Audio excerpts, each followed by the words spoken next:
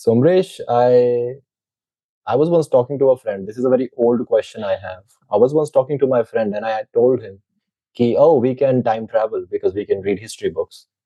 But he put a really good rebuttal. He said that history is written by winners. So you are not really traveling to actual history. I said, damn, that's a really good thing. Agreed.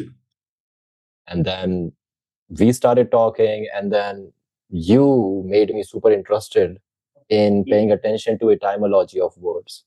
And you opened my eyes to so many things. There are words that had exact opposite meaning before, but now they mean the exact opposite of what they actually meant. Yeah. That led me to think that that change actually shows a lot of real history than reading narratives. So then I became Agreed. fascinated by it, and then so fascinated by words that I tried to find out what do people think the word means. And so just a quick summary, the most basic understanding of word was given by some Saint Augustine guy.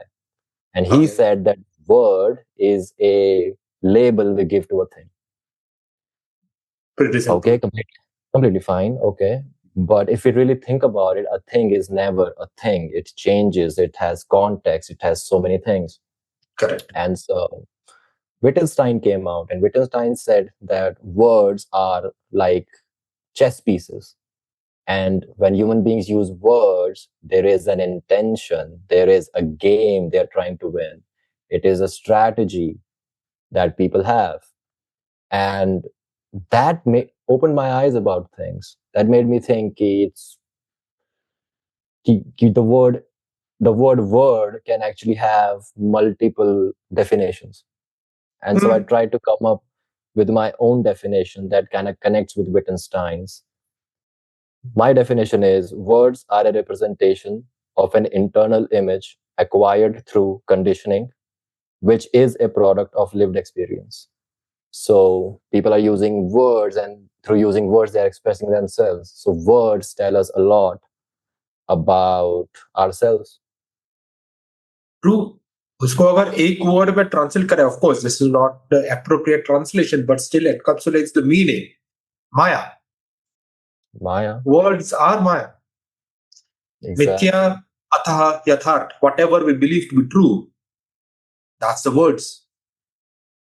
Yeah, those are the words, and words are also transmissible. Transmit karte, same, I think, exactly like how Maya is there. It can also be communicated, and then it spreads everywhere. Yeah. Because I think that quote, the world started with a word. And the way I think about it is, maybe we started recording things and we became so good at communicating that the world was not just what it is in front of you right now, but the world is also a consequence of its history. या फिर potential for its future. It's just not just the thing जो आपके सामने अभी है. So much more. Correct. क्योंकि अगर हम देखेंगे इसको words from a physical perspective is nothing but vibrations, right? And those vibrations, we attach meanings to it. Yep. Strip away meaning from a word, the power of the word is gone. Otherwise, it's just noise. Yeah. Yeah. And also, we pay attention to signal and not noise. Correct. Something that means something to us. Correct. For example, अगर हमें कुछ भी शब्द बताया जाए which is from a different language, भले हमें गाली दे रहा है दूसरा इंसान, just because we are not able to understand those words, we will not react. However, we will still react if we are able to catch the emotional tonalities of the person. Exactly. And I think this is universal across beings, because if you're talking to your dog, the dog picks up the vibe you are giving. Correct. And not really the words you use. Yeah. I think that point is amazing. If you strip away meaning, then the words are just noise, and it does not resemble anything to us. Because thinking in terms of, I think words are used to create the bigger picture, which is a narrative of whatever sort. And we can communicate narratives really quickly, but the only narratives that stick to us are the narratives that are signal and not noise. Something that means something to us. Yep. Just like I think only the best stories survive because they keep going through that filtration process. Okay, only the relative things survive. Only the things that mean something to human beings, they survive. Yep. That's amazing, actually. But I was trying to figure out what leads to change of meaning of words, because that is where the convenience. convenience, one of it. Convenience, yes. Power is another. Who decides what a word means? Power always seeks convenience. Otherwise, if we don't like convenience, why would we want power? Mm. How would you Power define makes it convenience? convenient to control people. Power makes it convenient to live the life we want. Power makes it convenient to do whatever the hell we want. Power makes life more convenient. Mm. Mm. It gives an expression to more of us, Huh? more parts of us get expression once we get power. Power never suggests. I think power always declares. This is what it is. Correct. Agreed. It's very active, Yeah. and human perception is very active. Yeah. Power is Shakti. Shakti is active. Shakti is active. Even potential energy is active. Yeah. You don't have to be kinetic energy. Yeah, that's a good point. It's also coming back to that idea of meaning, and only the things that mean something to us stick to us. That's also a very active nature of our psyche, because you Yeah. already know what that thing is, because you sense the vibe. You already know what you're going to take from a particular situation, for example. You don't have to think about it. Acha, what am I taking from this? You already know. Correct. Hmm. But when I was looking at a process of how words change in their meaning, and one held really high in regard of change in meaning of words. Number one was power. Number two was fear. And I thought, why are they segregating power and fear? Because the power they're talking about here, it uses fear to sustain the convenience for them. Correct. And that's the thing. Connecting this to the conversation that we had, the first pod we recorded when we were talking about love and fear, and we repeat it in the future pod also. But the point here I'm trying to make is fear needs power. Love knows it's powerful. Hmm.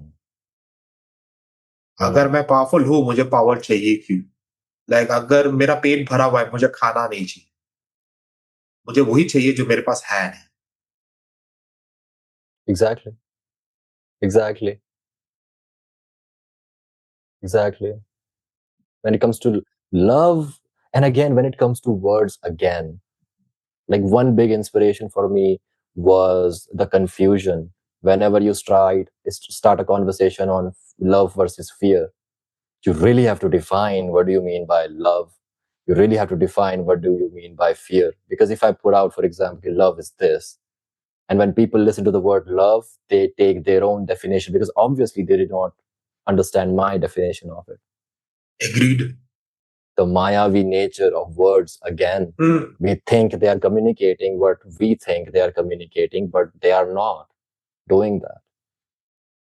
They are not. Like what you take from a word, it's gonna express to you your own psyche. तो जैसे कि किसी भी शब्द को देख के जो चीजें आपके दिमाग में आ रही हैं वो आपके बारे में कितनी चीजें बताता है. That is something I find really cool because there is some kind of like psychic thing that just happens in front of you. No. So what I say carries what I hold in my psyche.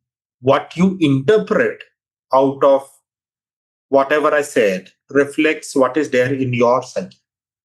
Mm. And what you interpret is a reflection of your psyche, try to make sense of my psyche.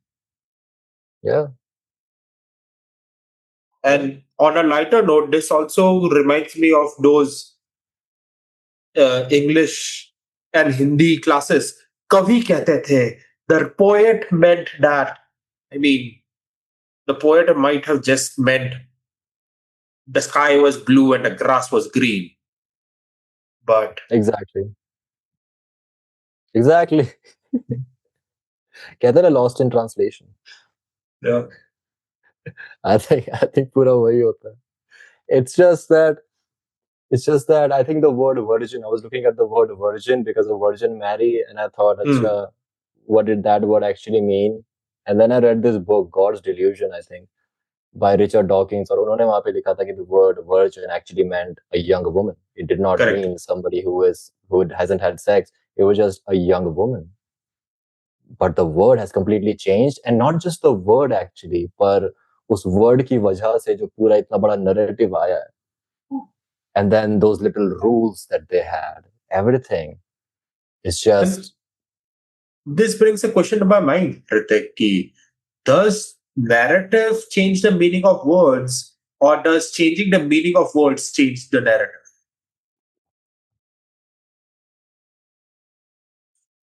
It's a very tough question. Yes, that's a very tough question because I think बड़े आराम से लगता है ना कि वो cyclic है. But पहला क्या था? Because it must be the first there. Narrative and words. But then, acha, let me ask you another question, right? Let me answer your question with more questions. Is narrative just a collection of words stringed together? No. Narrative are the stories we tell ourselves and the stories we tell others. Or narrative ke upar hi to we have narrative therapy, right? It's all about stories. And when we talk about narrative, I will go a little technical here. Broadly speaking, we can find 5 kinds of narratives a person always has. First is what is known as autobiography.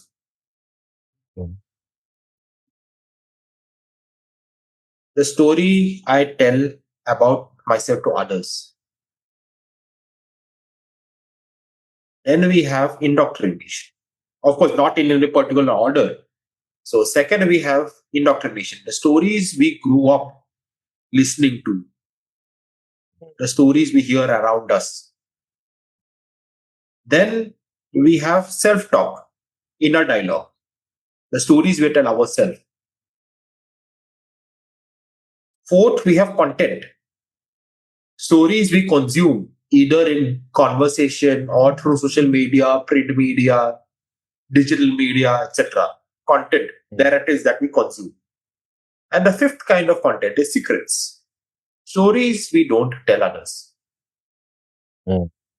Or maybe stories we don't want to face ourselves to begin with. Forget about telling others. And these 5 kinds of narratives are based on hermeneutics. And hermeneutics focuses on A, meaning of words, B, context of the words, C, history of the word, and D, the word itself. Of course, again, not in a particular, it should be with the word itself, the meaning, the context, and history. That would be the order. So, hermeneutics is the basis of narrative therapy, and narrative, 5 kinds. Now join the dots.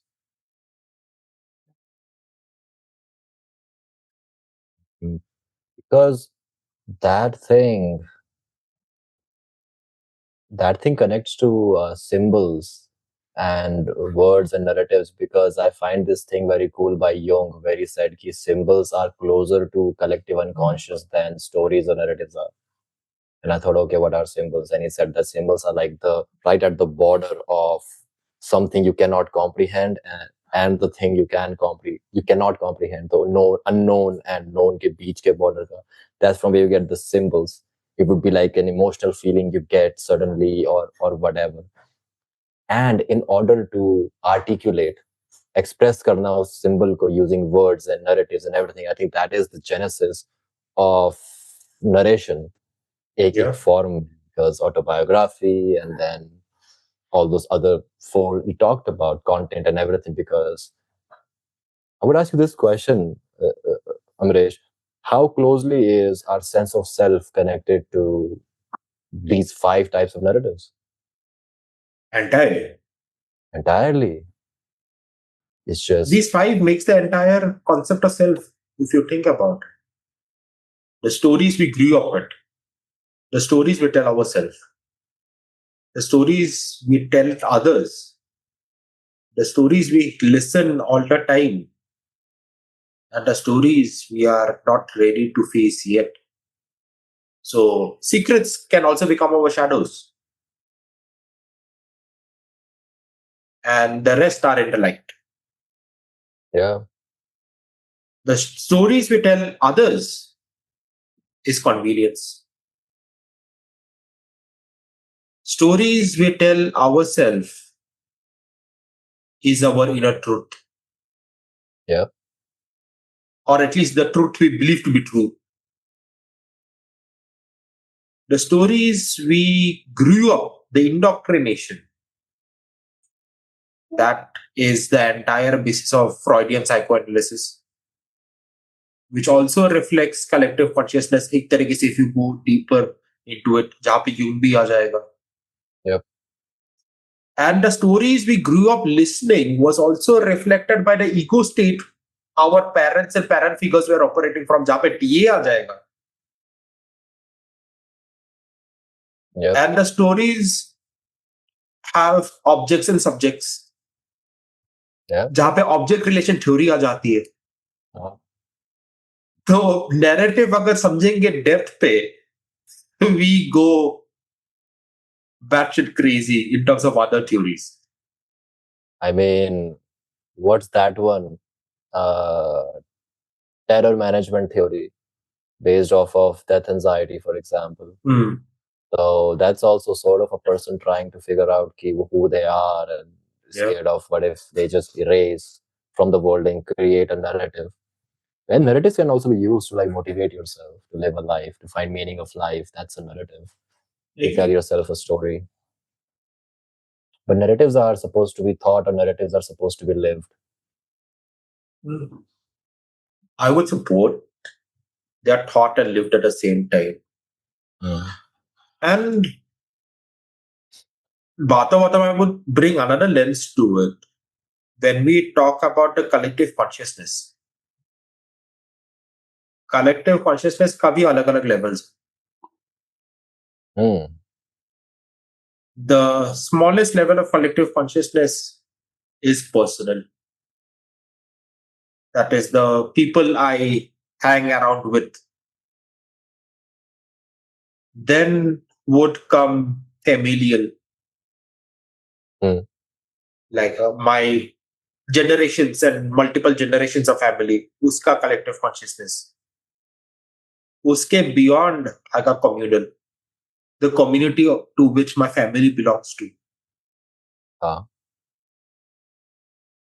Then would, so yes, what I was saying, then would come the national collective consciousness. The entire country ka collective consciousness, which also would have its own uh, intergenerational trauma. Huh. Then would come global collective consciousness, pura jagat ka, and every aspect of collective consciousness is influenced by the bigger collective consciousness of which it is a part. Yeah. Yep. So every collective consciousness has their own set of narratives. Yeah. So अगर personal consciousness है और collective consciousness है, personal narrative है, collective narrative, सो consciousness और narrative are intertwined एक तरीके से. Mhm. Difficult to separate them because without a narrative, how are like what is consciousness gonna be without narrative? Hmm. Isn't it equal to removing the sense of self? So when you remove the sense of self, you simply experience. But what about consciousness then when you're simply experiencing? Like it's That's the difficult thing to. now. Uh, Pure consciousness does not need words to make sense of reality. hmm, It just understands. It is the mortal mind which requires word to comprehend. yep. So एक तरीके से we are actually disconnecting from higher truths by using words.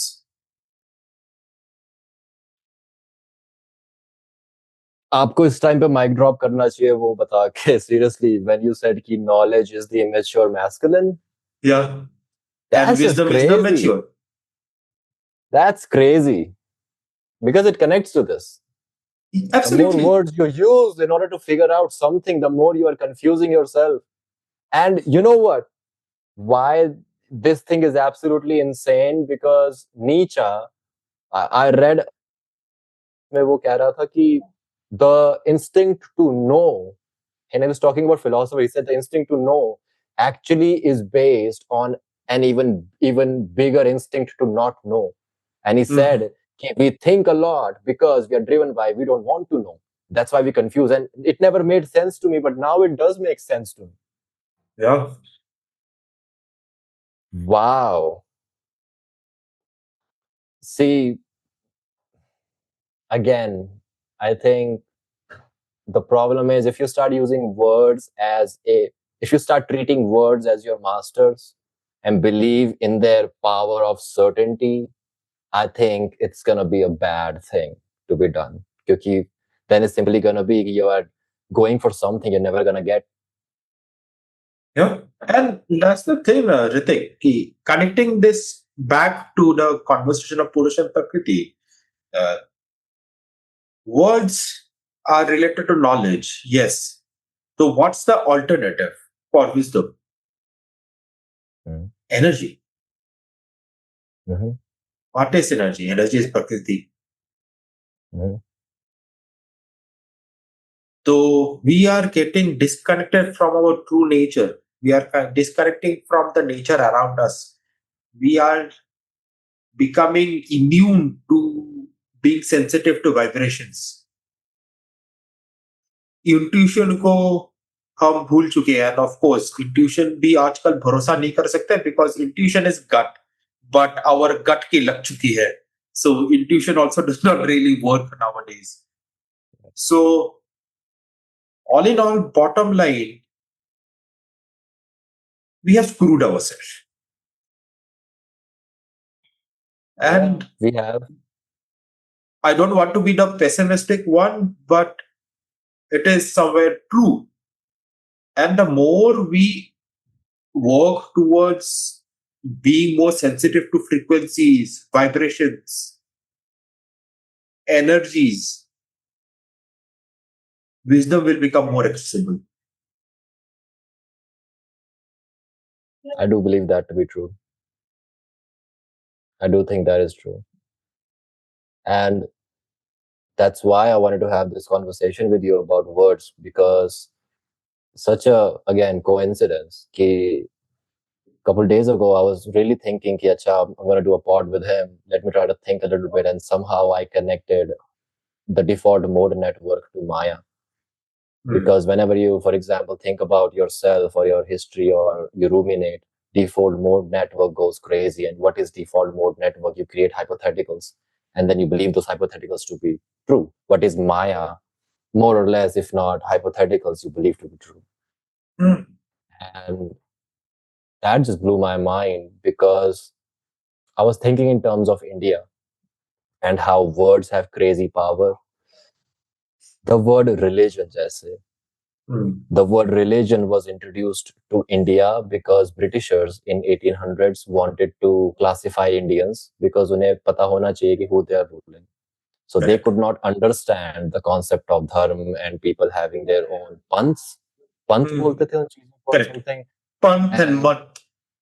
Yeah, and they could not understand that. तो उन्होंने अपना word of religion लगाया, divided people into Hindu and Muslim and Sikh and whatever, and made separate rules for those people. Now what happened was we took that definition और हमने बोला हमारा धर्म, अच्छा धर्म का मतलब religion होता है.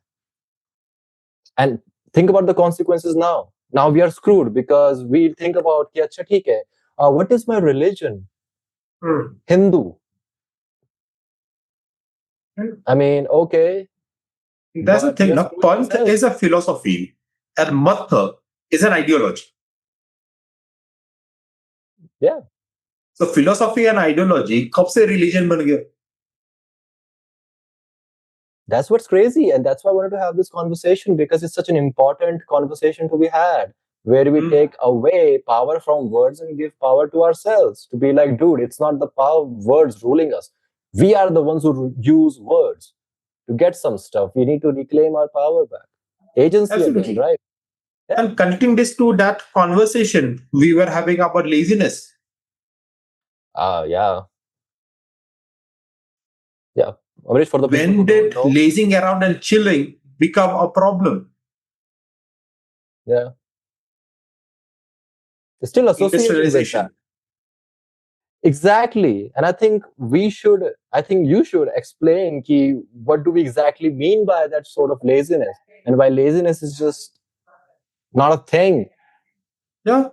So when we talk about laziness, we need to understand a few more other words, but we'll get to the one by one. Starting off with laziness. What is laziness? Laziness comes from lazing around.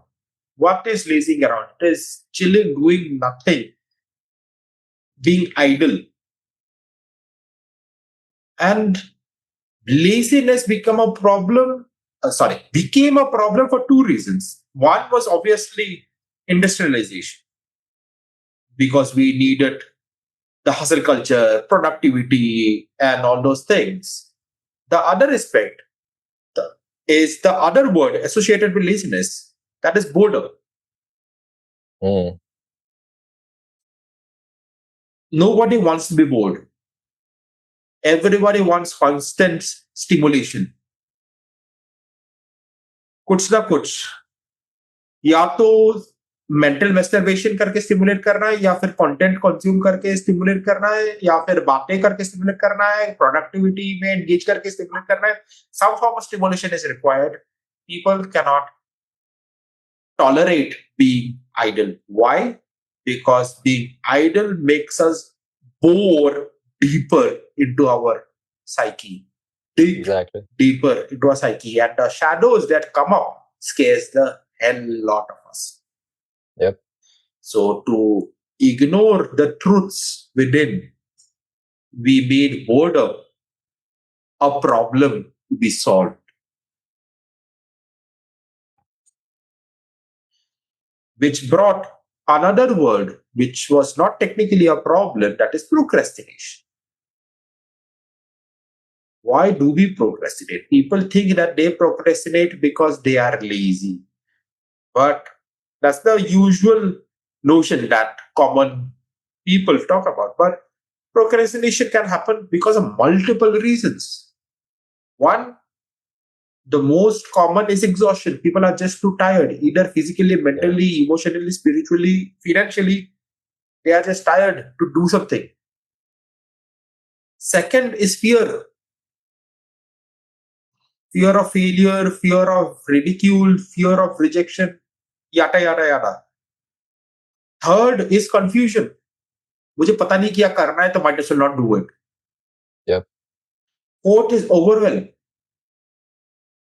So much to do at a time. Yeah. Might as well not do. Yeah. Fifth is perfectionism, which is related to fear. I will either do it perfect or not do it at all. Yeah. Sixth is rebellion. मैं करने वाला था लेकिन तुमने बोला तो मैं भी नहीं करूंगा. Yeah. Seventh, it's not a priority. I have better things to do. But better things to do लोगों को हजम नहीं होता है. मैंने बोला है तो क्यों नहीं कर रहे हो? Especially when it comes to conversation between two generations. Or conversation between a boss and an employee, or a teacher and a student. The student might be interested in art and music, but बिचारे को calculus करने में लगा के रखे हो, obviously the student will not want to do it.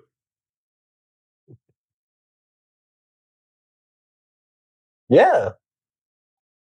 Exactly. It's just हमने ऐसे सोचा हुआ है कि there is a formula to life and then people just एक तरह से थोपते हैं अपना formula on people एक तरह से कि अच्छा I want everybody to be that way and I do think कि industrial revolution से काफी बढ़िया चीजें आई हैं but then जिस तरह से psychological realm में destruction हुआ है human beings का I think that thing is insane and we do not recognize that.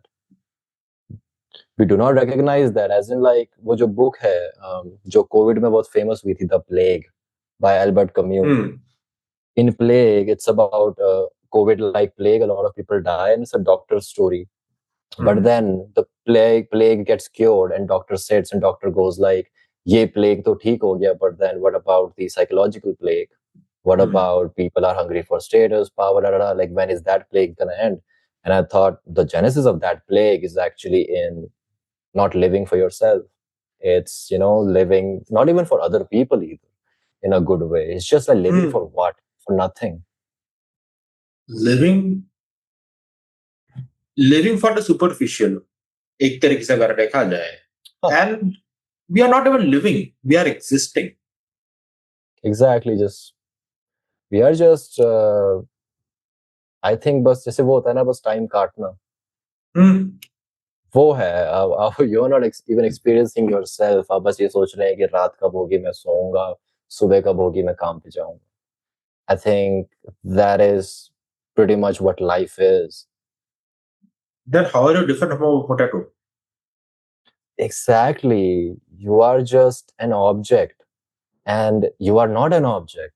I mean, that's why you're struggling. I think, Amrish सारे जो unpleasant emotions इंसानों के अंदर आते हैं those unpleasant emotions have a very bad reputation but I think that unpleasant emotions are actually a beautiful reminder your body is giving you so कि hey you gotta do something. They are the It's an biggest teachers. opportunity. Exactly, they are our friends and we should pay attention to them why is that happening and solve them because the problem with industrial revolution is that it has given us such a confusing framework to live with क्योंकि ऐसा हुआ I think कि जब चीजों को objectively हम पढ़ने लगे हमने वो लेंस दुनिया को देखने का जो ऑब्जेक्टिव था वो हमने इंसानों पे डाल दिया so now I mean it's such a weird thing that I really find because I try to find ways to get offended at things for some reason and then आप किसी भी ह्यूमन रिसोर्स की book पढ़ो उसमें क्या लिखते हैं about human beings कि they are just human resources like what does that mean? That's kind of weird to say. Tools, exactly. And I understand कि अच्छा ठीक है an occupation आप ऑफिस में हो whatever they're paying you money okay you are a tool because they're paying you money fine but when you are at home you are a human being but we don't look at ourselves that way just like I'm an object. So whether you use human resource or whether you use human capital, still the same. It's the same. It's the same. And इसीलिए तो मुश्किल चीज है ना क्योंकि हम गलत lens से देख रहे हैं फिर से अपने आप को. So how are we gonna see ourselves for who we are if we are using an objective lens on something that is subjective? Why not change the terminology to something like human network? or network capital? Network capital. I mean, see, there is this thing ki, um, there is this thing ki, I look at people who try to enhance their health, for example, and I find them to use the same faulty lens of that objective lens on themselves. कि जैसे कि they, and it's not even people who go to doctors, it's people या फिर who go to labs to get themselves tested. They go on the internet, they find ki what should be the perfect BP, and if it's not that, they get super paranoid. But I really think there is variability that exists. Some people can have like a moderate, lower side BP, I mean, relatively, and some people might have a higher one. Like, that is the reality of life. But then it doesn't mean ki if on the internet there is an average that is out there, that is what you gotta aim for. Because you have to figure things out for yourself. रही बात BP की, nowadays we are being fed that the healthy BP is 120 by 80 systolic diastolic. But that is low BP.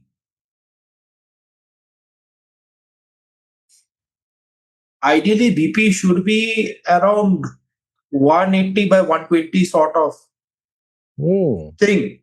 And of course, people are going to go keyboard warrior mode listening to this. But हमें ये भी सोचना है कि why did 180 120 by 80 become the norm? A, so that थोड़े से भी बढ़ जाए तो बीपी की गोली खाओ, पहला बात वो. दूसरी, it keeps us subdued because higher BP means higher heart rate. We are active, we are living life, we are feeling alive.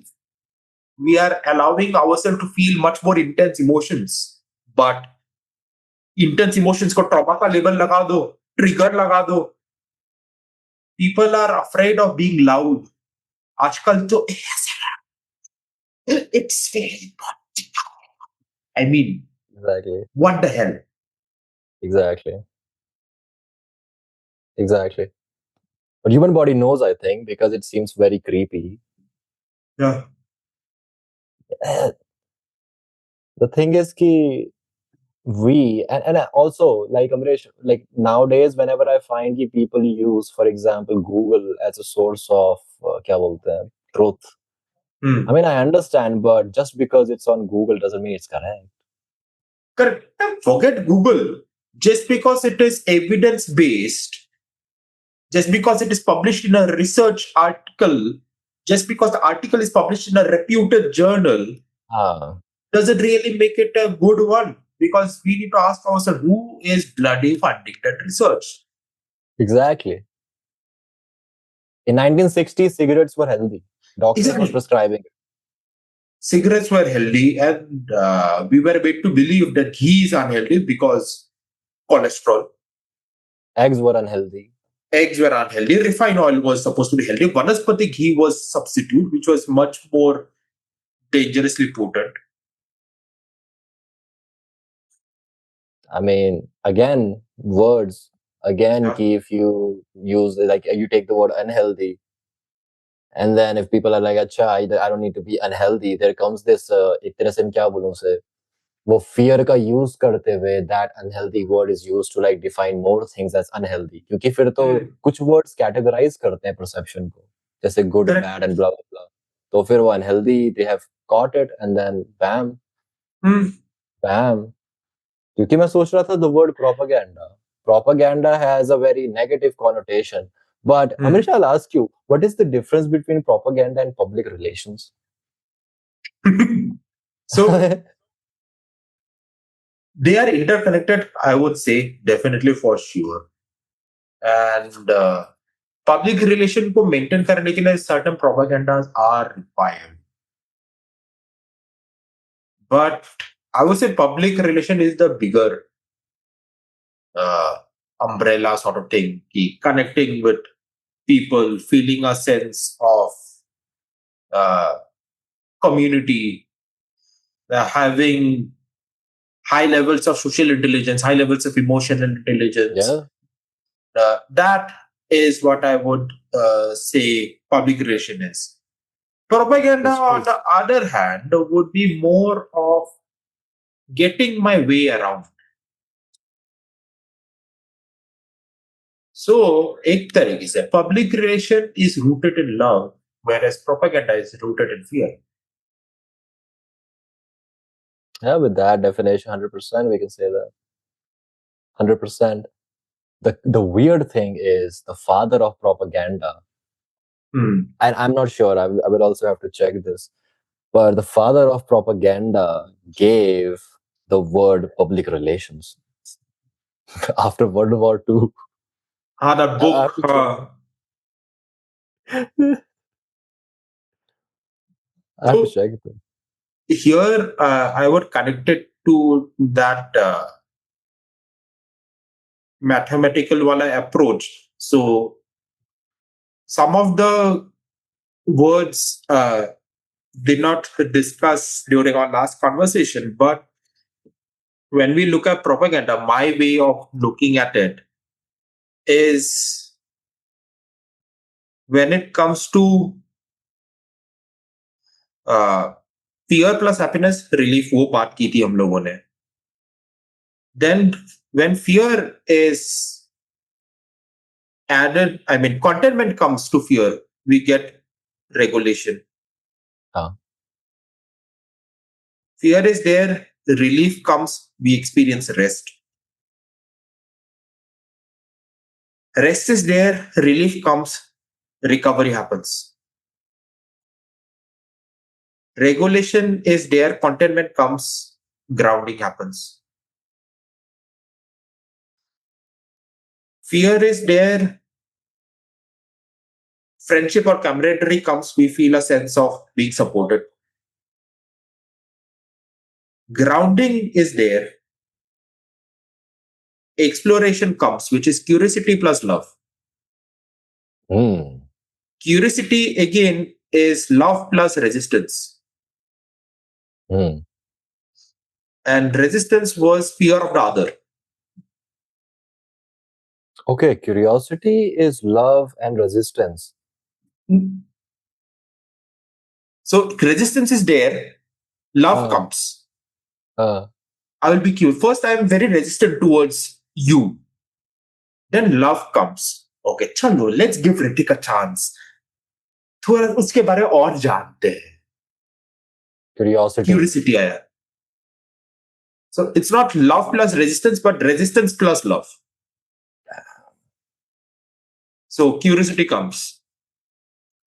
So, and then curiosity is there, love comes, exploration happens. We are courageous enough to explore the world around us. Then, when grounding is happening, we are exploring, research takes place. Uh, uh, एक तरह से grounded research वाला aspect uh, दिया जाता है, but not referring to that. Now, here, coming back to our original line of conversation, research is happening, fear comes. Conspiracy. research. Conspiracy is there, add more fear to it. You get propaganda. Damn.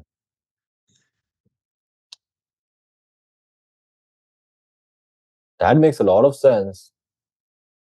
Conspiracy is Because only there. propagandas require a lot of research in the background. Propagandas are not just random rumors.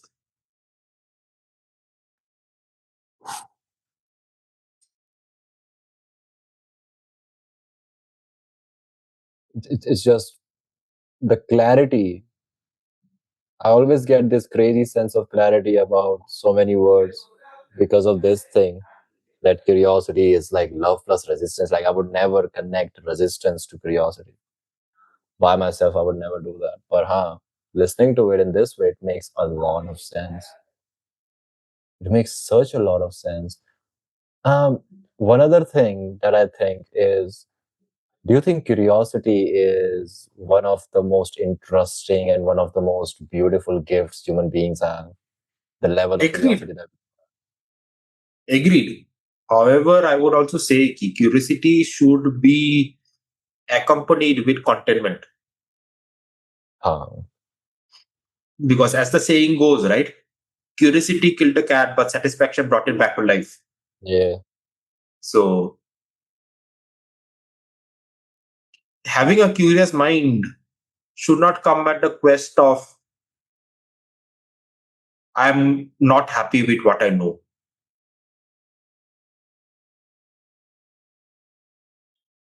I think curiosity, if you are very curious because you feel that you are somewhat incomplete, Hmm. that's a bad recipe. But I think if you already feel complete and you just want to add new things to yourself, Correct. wo jo hota hai, that's much better way to approach life through curiosity. Yep. Whether we are curious from a place of abundance or whether we are curious from a place of scarcity. Exactly, exactly. Um, One very cool thing that I figured out, because I usually think about things that we both of us disagree on, Hmm. and the first pod I did with Amartya, and I sent to you, and I was like, "What do you think about this?" And then you put out this disagreement. Ki you disagree with the comfort thing, and I Hmm. used to think, why? But a couple days ago, I was thinking about insight generation in human beings, or I was connecting that to sense of self. So I thought कि अच्छा ठीक है, default mode network होता है, वहाँ पे autobiographical memories होती हैं Hmm. और बाकी सब चीज़ें होती हैं। आई मीन मोर और less roughly speaking, the center of self, biological center of self maybe, or rumination. And I thought कि अच्छा, what about creativity? For example, creativity doesn't happen जब आप बैठ के सोचो कि आज मुझे आइडिया लाना है। Correct. Creativity just happens when you are chilling out, when you are Hmm. lazing out, when you are comforted. And I thought, okay, even in like when clients come in, the insight doesn't happen कि आप बैठो and then you algorithm की तरह सोचो उस चीज को. You just sit somewhere and then bam, shower thought की तरह, या फिर बस कुछ और करते हुए अचानक से you Hmm. get something. And again, it's again research backed कि when human mind is ruminating, अब rumination को भी काफी unpleasant way में देखा जाता है, but then when a human mind is ruminating, it gets this special ability to connect two seemingly unconnected things.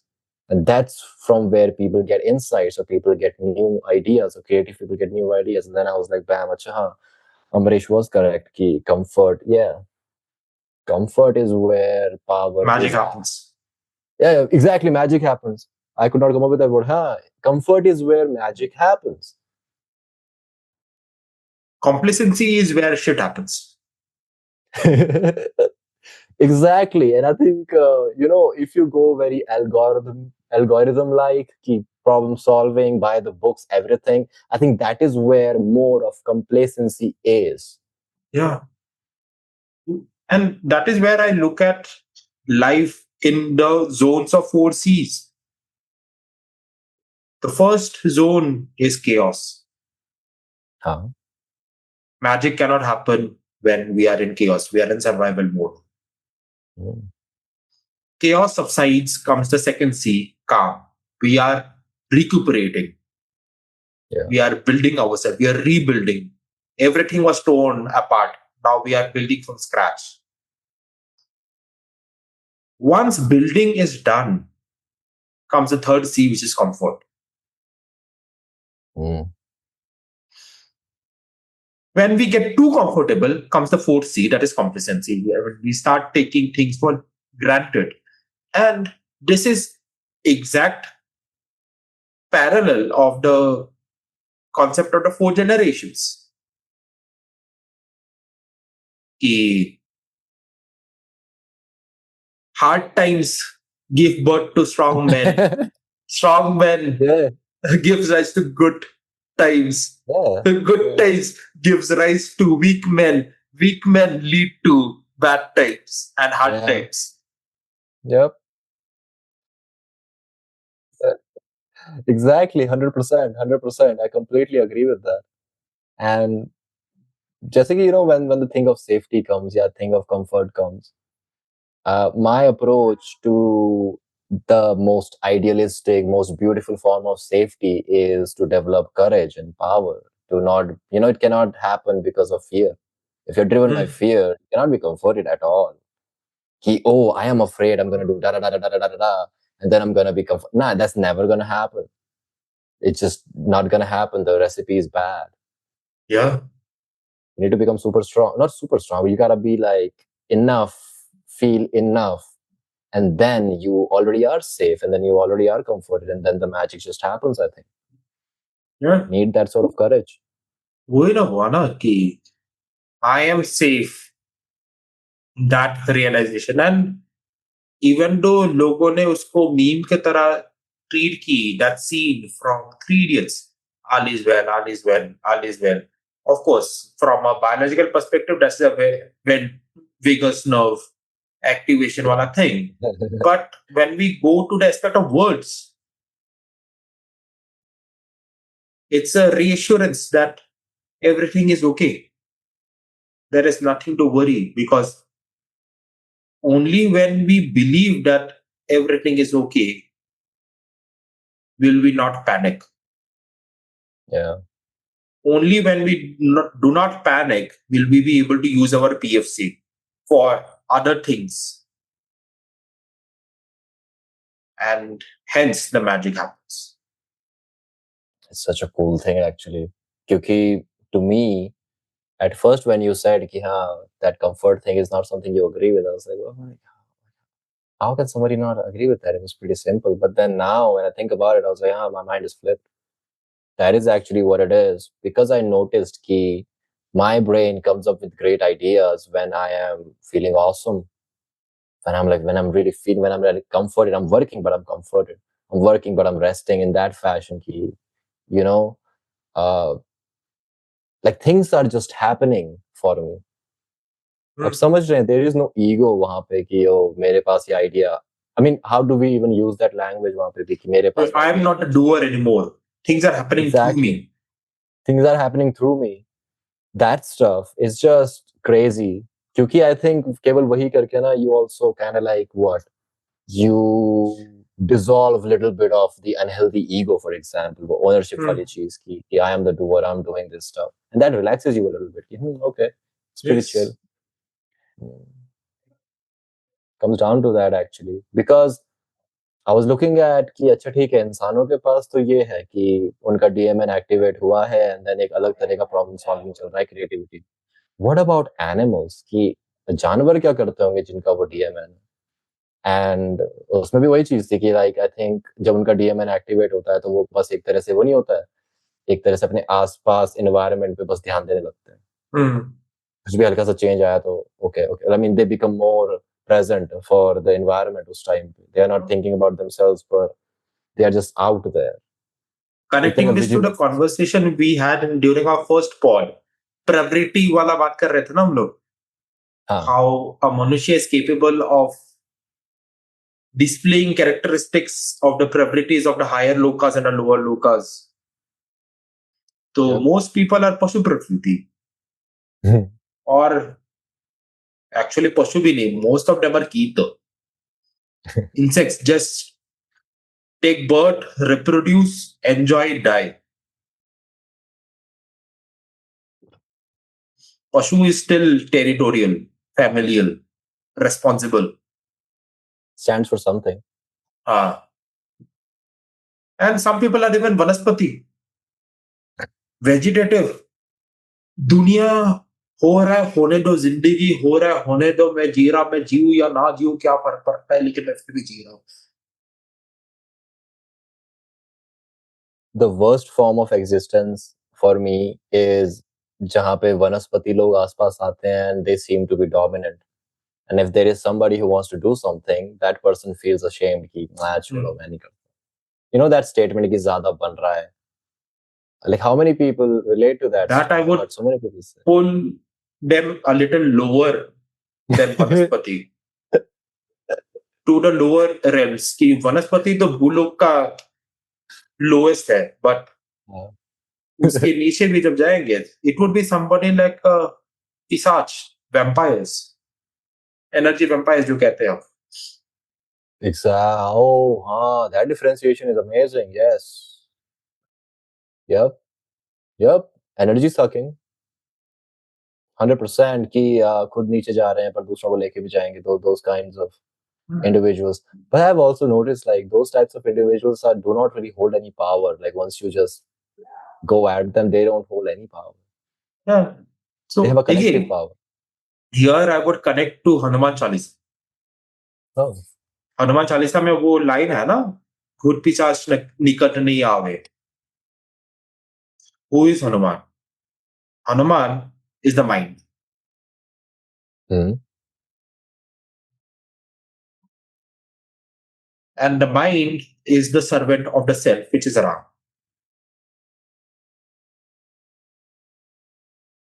Ram काज करने को आतुर, always ready to do things for Ram. Ram is us, we are Ram. And what does Ram mean? Ramana iti Rama, one who is always moving. We are Ram, we are always moving. Our mind is serving us. That's Hanuman. And when mind is serving us instead of us serving mind, would pisach nikatne ave, the lower properties of the self. Damn.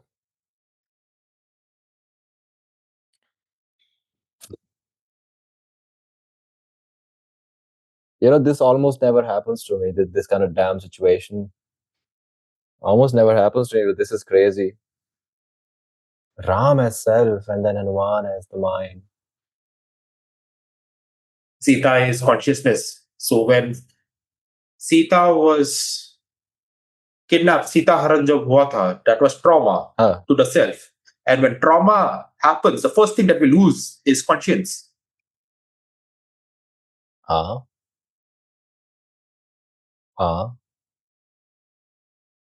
And to connect self with conscience is Ram Sita Milan. After winning over Ravan, who signifies trauma itself.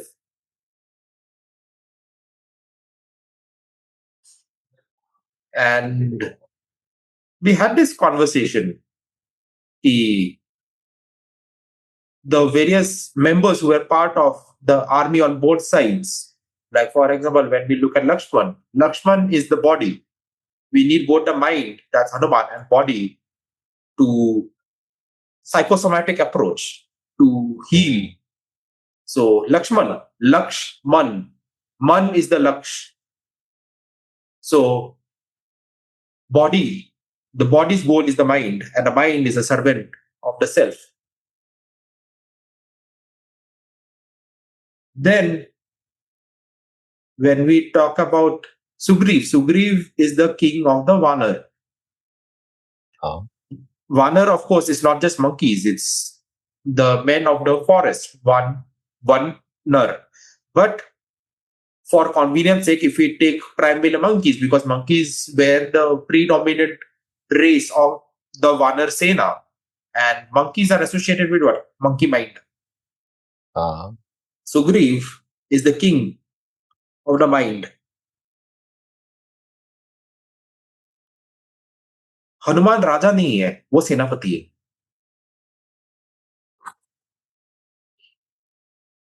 Then Angad, the son of Vali. Vali was a friend of Ravan. But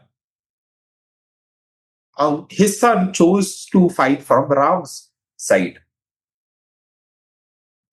which denotes overcoming intergenerational trauma.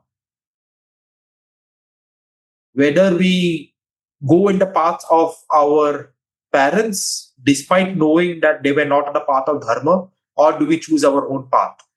That's what Angad signifies. And of course, multiple others are there, but just focusing on the significant names. Then we have Kumbhakaran. Kumbhakaran is known for sleeping for 6 months, waking for 1 day, and then sleeping again for 6 months. And the famous story associated with Kumbhakaran in the context of the war is that he was woken up before 6 months were complete. due to which he died, which signifies that when rest is incomplete, healing is incomplete.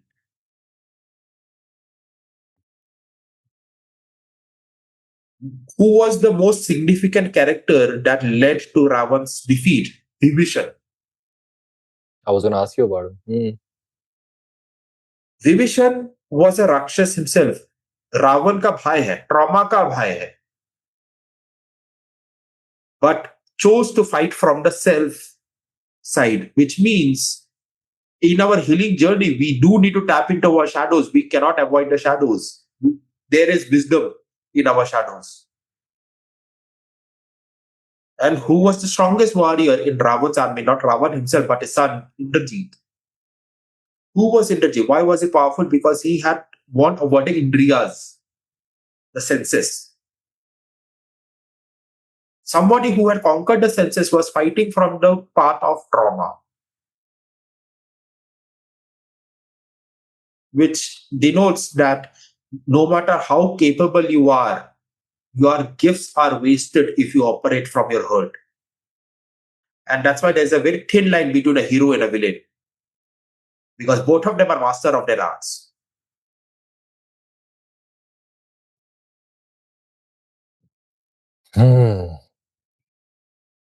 That makes Anyway, थोड़ा sense. digression हो गया था, but had to set the context No, for that. that's hey, this is just, this is the only pod in India. Pods are supposed to be like this. But something about Meghna, that thing is super cool. Because I think it was Meghna जिसने बताया था कि रावण के नाभि में है, No, that's right? Vibhishan. Vibhishan. Vibhishan, yeah. Talking about Vibhishan, he was the one who gave that little trick. Yeah. Because how will you slay your dragon if you do not know your dragon properly? Correct. So it's that same thing. It's phenomenal. It's phenomenal. Such a beautiful idea, the way it's put out. And then Amrish, again, coming back to the same point, Ramayana is a story that is immortal. I would say Mahabharata is a story that is immortal. That's where they are talking about talking about this sense कि वही चीजें survive करती हैं जो relevant होती हैं to the human mind या human psyche या human whatever. Yeah. Myths might be more true than objective facts. For example, they tell way more than the facts do. What makes me think that this thing is crazy is that the ultimate truth, like the closest truth, right? The closest truth is actually expressed through narratives.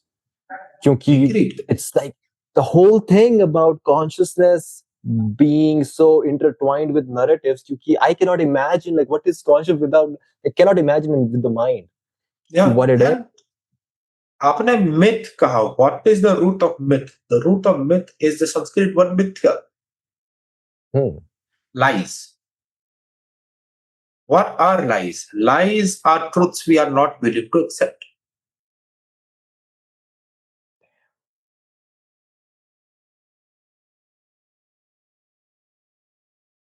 Lies are truths we are not willing to accept. Because the lies we believe to be true because Maya.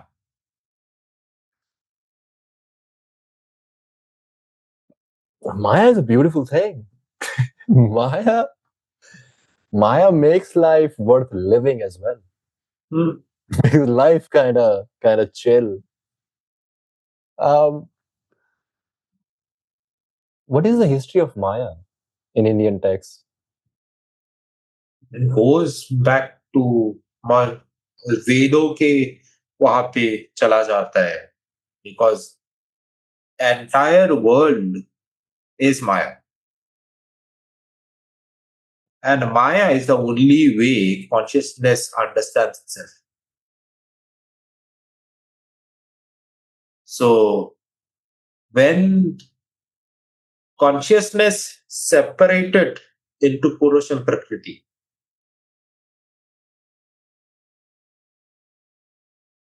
Prakriti took the form of Maya to become creation. जिसको हम लीला कहते हैं, a play, a game, A story. a story. So the entire thing is a story, and here things get even more interesting. This is a text that I had sent either Insta DM पे या WhatsApp पे कि when we talk about our Indian chronology, the timeline that we talk about, we go into much longer time frames. Like, of course, we go down to the smallest, like we go to Shan, Ah. the moment. But when we move towards day, months, years, then we move towards युग. चार युग मिलके चतुर्युग बनते हैं या Yeah. महायुग. फिर multiple युग मिलके मनवंतर बनता है. आई थिंक 72 महायुग मिलके मनवंतर बनता है. देन आई थिंक 14 मनवंतर या something becomes a kalpa, which is basically one day of Brahma. हाँ. And kalp को अगर देखोगे, so the day of Brahma, when Brahma sleeps, महाप्रलय happens. Not प्रलय. प्रलय तो हर कलयुग के बाद आता ही है, but महाप्रलय is entire dissolution. A kalp ends. Who is Brahma? Brahma is the creator, the one with creativity, imagination. Imagination को क्या कहते हैं? कल्पना.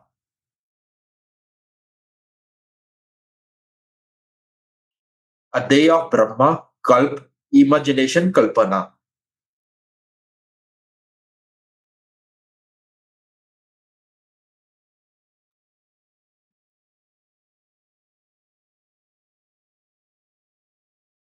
It's just that sometimes these gods are so close to us. आप narrative और माया को separate कर सकते हो? सेपरेट कर सकते हैं, but not a good idea to separate, because narrative is required by the mind to navigate through Maya. Can you repeat that again? I want to enjoy it again.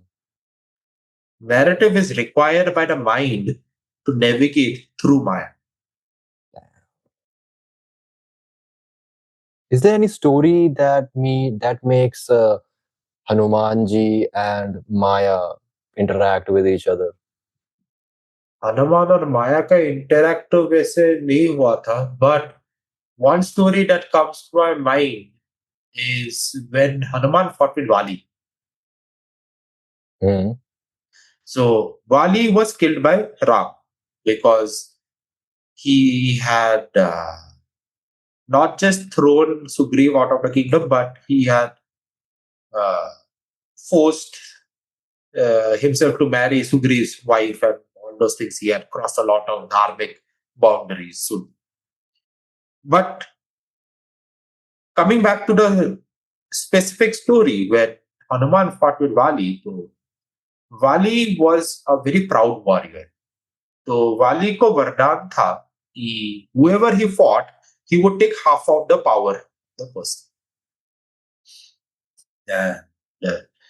He had defeated Sugriv. Sugriv को वनवास हो गया था, and during that phase का बात है ये. So he had challenged लड़ाई करना है, I want to fight with your strongest warrior. And बातों बातों में हनुमान का नाम निकला. And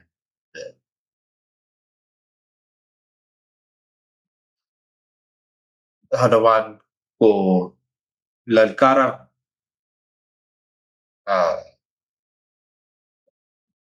ये वाली ने. एंड ड्यूरिंग दैट टाइम युद्ध का ललकार आप नकार नहीं सकते. युद्ध और द्वंद्व दोनों का ललकार आप नकार नहीं सकते. Yep. तो हनुमान वाज लाइक कि ठीक है, एक्सेप्ट कर ली. Then Jambavant told don't, not a great idea. And Hanuman was like नहीं, ये धर्म है, दिस इज माय रिस्पॉन्सिबिलिटी, कर्तव्य है, धर्म नहीं, ये मेरा कर्तव्य है, ये all those things he said. Then Jambavan tried explaining for a long time, but he was not successful. Then Jambavan said, okay, ठीक है, you can fight, but you can fight only in one condition. And that condition is you will store for the duration of a fight nine, one night stay, nine tenth of your power in this banyan tree. Mm-hmm. And you will fight only in 1/10 of your power. Mm. Because Hanuman respects Jambavat, who, by the way, symbolizes ancient traditional wisdom, Jambavat. So, because he makes the mind aware of its own power. correct. And plus, Jambavat is as old as time. Damn. So, when he was in his youth, during the time when Kartikeya was racing the gods, जब वो Ganesh was crowned as the Param Pujya because he had done the parikrama of the parents while the other gods were doing the parikrama of the entire creation. Cheat code. So during that time, Jambavant had raced thrice. He was not even competing. He did parikrama thrice. That was his prime. So that's Jambavant. Ancient wisdom. Ancient wisdom. So coming back to this story, so Hanuman agreed and goes to fight Vali. And the fight begins. And as expected, Vali takes 50% of Hanuman's power. Hanuman continues to fight. But after a point of time, Vali starts panting. क्या हो रहा है? मैं फटने वाला हूं. He starts panicking in fear. Then he runs around the forest, comes across Jambavan. कि क्या हो रहा है? And Jambavan says, इतने में फट गई. Hanuman was fighting at 1/10 of his power. If he fought at full, you would have exploded there. So, एक तरीके से देखा जाए तो in that moment, Valis can denote Maya. Because Maya always tries to win over things. Takes their power away too. Yeah. Just because they believe in it, they takes it their power away. Yeah. Bali is Maya. Who did you suggest he was before? हाँ. आपने बोला था कि बाली कुछ और था पहले. Bali or नहीं, Angad signifies Angad. His son signifies overcoming intergenerational trauma. Wow. Because Bali was a friend of Ravan. Ravan is trauma. So friend of trauma, of course, would be the lies you tell yourself. Maya. Do you think Maya has a really bad rep? Maya definitely has a bad rep because Maya protects us. We are not ready without enough sadhana, tapasya to understand truth, experience truth in the rawest form. So Amaresh, in Ramayana, jaise, if Shri Ram is body, right? Shri Ram is self. Lakshman is body. Lakshman is the body. Hanumanji is the mind. Who symbolizes truth? And is there any interaction of truth with Jaman, who is the ancient wisdom? Truth is symbolized by Bhagwan. So in the form of Narayan, in the form of Shiv. Because Shiv and Narayan have intervened in the story. Narayan ne to avatar hi li Ram ka, but he does not directly intervene. But Ram was a Shiv bhakt. Ah, Yeah, Ram was a Shiv bhakt.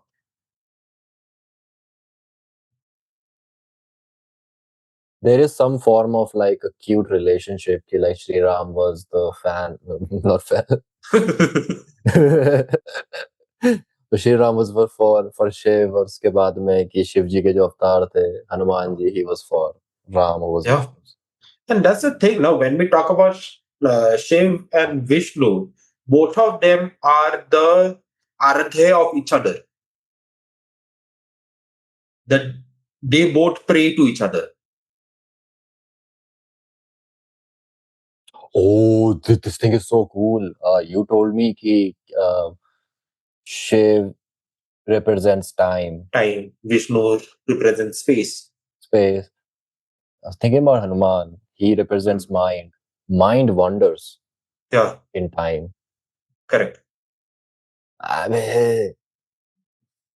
There is a good Hanuman relationship. is Shivansh, Vayuputra. Vayu is also associated with element of mind, air, mind, thoughts. But Amrish, where does Surya come here? Because I'm very skeptical of astrology, but I try my best to understand the symbolisms. Surya is And ego. ego. Is there any relationship between Surya and mind? Because Surya Putra, Pavan Putra. Pavan Putra. Oh, Surya Putra is Karan. oh shit. Yeah. So, but interaction between Hanuman and Surya is there when in his childhood he tried to eat the sun, who had become too arrogant, thought that he is the greatest. To the mind can conquer the ego. But you cannot devour it because you do need ego, because ego is your identity, your sense of self. Hmm. Then my question will be, how can we separate Surya from Sri Ram? What is the relationship between Surya and Sri Ram? Because I've never Ram is heard of who it. I am. Surya is who I think I am. So in connection with Hanuman, could it be? Because So, mind plays tricks on us. so Hanuman serves me, not my idea of me. Hmm. So, I'll read you something. इस चीज के हिसाब से it's one of my favorite chapters, but there is a little section उसमें, and उसमें है ये बात about ego, the self, the body, and यहाँ पे मैं ego वाला पार्ट पढ़ता हूँ. कहाँ गया? Also talks about, हाँ, तो ये कहता है कि the your self laughs at your ego and its proud prancings. What are these prancings and flights of thought onto me? It says to itself, a byway to my purpose. I am the leading string of the ego and the prompter of its notions. The self says to the ego, feel pain, and therefore it suffers, and thinks how it may put an end to, to it. And for that purpose, it's meant to think. The self says to the ego, feel pleasure, and it rejoices and thinks how it may oftentimes rejoice. And for that very purpose, it is meant to think. So नीचा ने भी यहाँ connect किया था self with ego की self का तो एक तरह से टूल है ईगो भी, एंड देन सेल्फ का ही टूल है माइंड, एंड सेल्फ का ही टूल है. and Nietzsche came when? In what century? And Ramayana was written in what century? That's what's crazy. That's what's crazy. That's why कि I think कि wisdom is in the body, and then वो body हमको बार बार बताती रहती है कि if your mind is not capable, or your bigger self, if you don't experience your bigger self, your mind will serve some bullshit purpose of your little personalities, जो तुम्हारे Hmm. demons हैं. That's what I really think. And the only way for you to experience your bigger self is to let go of ego, I would say. Not let go really, but make ego your tool and not your master. Because once ego Yeah. becomes a master, it's very limiting. Yeah. And Super limiting. things get even more interesting here when we go from Itihas to Puranic times to Vedic times, because the pantheon was different in the Vedic times. So, concept of Narayan and Shiva, as we know today, was not the same when it was in the Vedic times. Ah. Because when we draw parallels, Vishnu is Surya, Indra is Shiva. Hmm. There are multiple parallels. For example, when we talk about Surya, Surya is also known as Surya Narayan.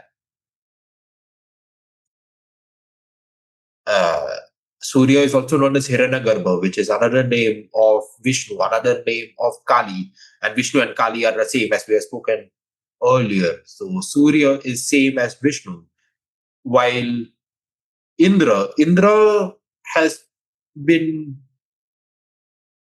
one of the stories associated with Indra is the story of Skamba, where he became the eternal pillar of energy. And that is the same story associated with Shiv, when the Brahma and Vishnu were competing who is superior, and they went to either sides of the endless stream of flames. So the story of the infinite pillar is associated with both Shiv and Indra.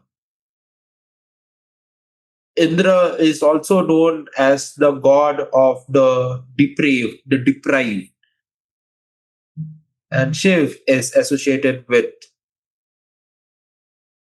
a neutrality who treats gods and demons alike. So that was Vedic Indra. So that aspect is there. So, and of course, when we go to the Vedic terminologies, again, because we are talking about words predominantly in this conversation, the word Asur was associated with anybody who was powerful. So, Indra, Varun, Surya, Agni, they were Asurs, the all powerful, mighty Oh. ones. Acha. Hmm. Then, Puranic times पे Asur का connotation changed. So, that is there. So, when we look at that period, the philosophies were very different. Like, for example, when we talk about other deities, Agni was not just fire, but heat itself. Oh. Then Varun is not the god of water. He was the cosmic ocean.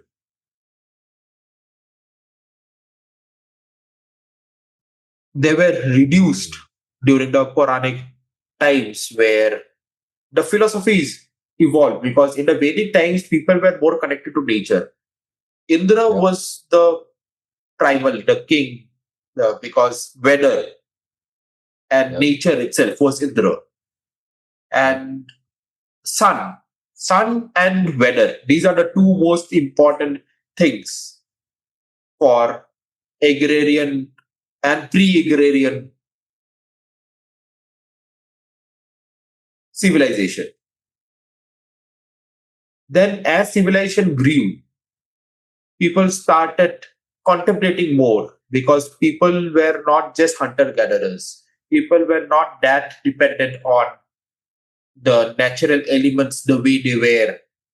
Yep. Technology started evolving. People started contemplating more. People started thinking, what is time? What is space? Yep. So, the concept of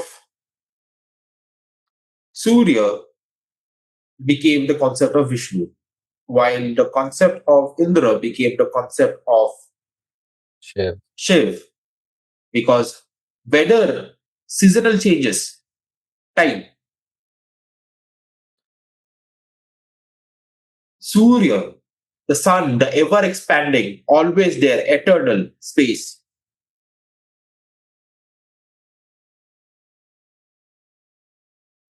And what is space? Space is also the womb of creation, and hence Vishnu and Shakti are one and the same.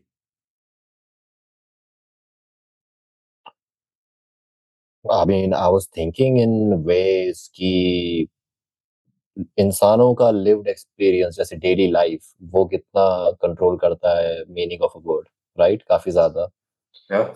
And जिस तरह से आप बता रहे थे कि इतने सारे words धीरे-धीरे change हुए हैं, उनके meanings, it's completely because of the daily life of people. उन्होंने जो आसपास देखा उस हिसाब से उन्होंने ये पढ़ा and then they related it to that. मुझको बहुत cool चीज फिर ये लगती है कि the words that devolved अपने मतलब पहला जो था अच्छा था now it's just something else. और इसके साथ में एक और लेंस ऑफ थिंकिंग कि अगर the things that speak to us are the ones that survive, so why did devaluation of a word stick with us? Indoctrination. Indoctrination. Stories which our authority figures tell to be true. Yeah, I think Authority using figures numbers. we are afraid of going against. We will choose to accept, right? Yeah, power Yeah. and fear. Those Correct. two come there. And here I would bring another metaphor because we were talking about Indra. Indra's, during the Vedic times, one of his greatest victories was the victory over Vitrasur, Hmm. the mighty serpent, almost like a dragon sort of thing, for which Vajra was created for the first time. Oh, So Vajra was forged to kill Vitrasur. And keeping that aside, why I brought this is Indra is Indriyas, senses. Vitrasur, vrittis, tendencies.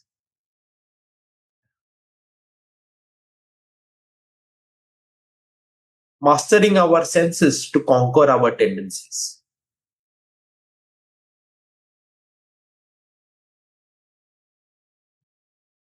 senses help us to maybe judge a thing, make sense of what this thing is, and vrittis are like the potential of it can be, or those two are actually together, and then there is a story weaved of these two. So Do the you think more we sometimes work inwards, the more we understand consciousness internally of ourselves, the story is expanded. exactly? But Amaresh, do you think sometimes people can be telling stories that they themselves do not understand, but they are telling a story which has way more than they think the stories have? Absolutely. Take Ramayana, take Mahabharata, take the Puranic stories. People tell it as stories, but when we look deeper into the metaphors and the esoteric meanings behind those incidences, most people are not even aware of it. Like another example, which we spoke in our previous conversation, much older, about Samudra Manthan, Haan. how the entire thing is the representation of the healing process, which begins with halahal, the greatest poison. The first thing that comes is trauma when we begin our healing journey. And but halahal, why it is called halahal? The poison is the hull, the solution. Yeah. The solution of solutions is the trauma. But it is poisonous when we consume it. But when we keep it here, use our trauma as wisdom. It's about flipping the thing. Yeah. हमेशा यही है actually. Wow. Wow. Because stories are pretty much, I think, the only thing that actually exists. जैसे कि, I try to think about the actual SI unit of us, yeah, psyche or whatever. And I always come down to narratives. Yeah, I come down to stories. Because strip away a story, there can be no facts without a form of story attached to it. Yeah. It's just not possible. I mean, So history has story. history has story. The word itself has story. Yeah, exactly. His story. It's just, this thing to me is super mind blowing because I went to my village and I noticed that people don't have, people do have devices, but some people are very poor, so they don't have the devices, so they are not on social media or anything. And they spend their all day talking to each other about stories and everything and gossiping and everything. And what I noticed was that this ability to gossip and have fun was such a beautiful protective mechanism for us to judge a human being or maybe create some principles, good or bad. But good also came from that. And I thought कि वो कितनी fundamental characteristic है हर एक इंसान की इस धरती पे. आप दुखी फील कर रहे हो, yeah, there is a story. आप अच्छा फील कर रहे हो, there is a story. You are calm, there is a story. And stories can also be procedural. एक habit होना, एक pattern होना चीजों में. So then, to me, it became very difficult to define what the word story means and how is it separate from narration. Like, वहां पे क्या चल रहा है? How to separate like Maya? क्योंकि माया मुझको लगता है माया is something that makes stories possible. Obviously, when consciousness is also there, but then there would be no consciousness without Maya. मुझको ऐसा भी लगता है. Consciousness will be there without Maya, but we will not be able to understand consciousness without Maya. हाँ, हाँ. The mind That would be true. requires Maya to understand consciousness. I mean, आपको maybe याद हो, one of the first things I ever told you was I'm trying to think about human beings, and I think that fundamentally everything is dogma. In a beautiful way, everything is dogma. And अब मुझको वही लगता है कि that dogma, irrational belief in a thing, just a belief in a thing, and I don't mean irrational in a bad way, is Maya. It just seems to be Maya to me. Yeah. Just that fundamental thing कि there is something that is Maya. There is something that is Maya. And awareness of the sense of self, fundamentally, do you think that is what Maya is fundamentally? Awareness of the sense of self? Because what is the relationship of self through Maya? Because consciousness is trying to understand the self. I will not call it the awareness of it, but the sense of awareness. Sense of awareness. Thinking that we are aware of it. Believing that we are aware of it. Because when we become aware of the self, तो हम सच्चिदानंद बन जाएंगे, परब्रह्म बन जाएंगे.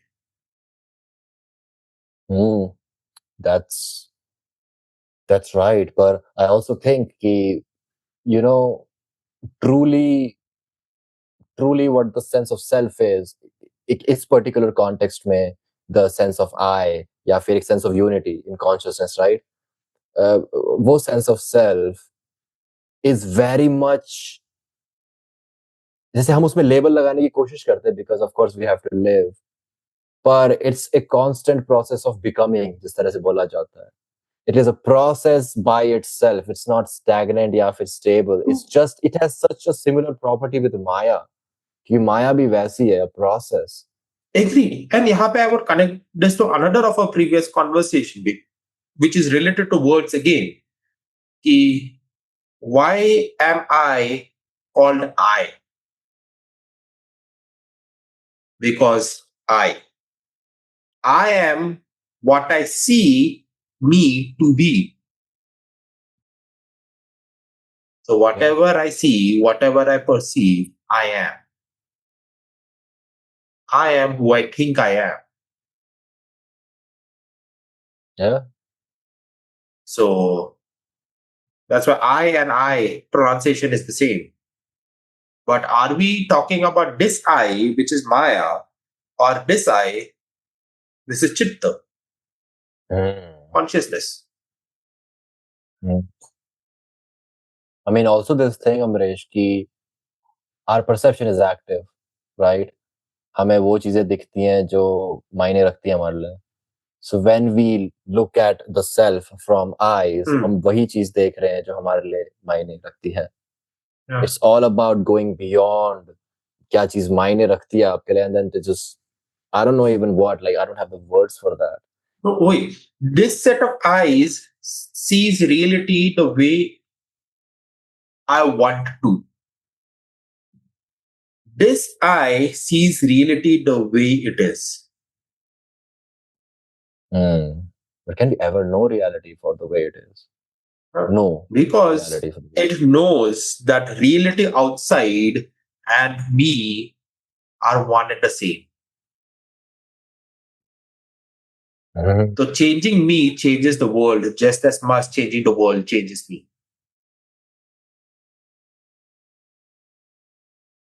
Okay, I will bring it to this tangent. But would you say that wisdom is the closest to seeing reality for what it is? जैसे truth वाली बात है, right? To see the truth. Do you think wisdom is closest to that? I would agree.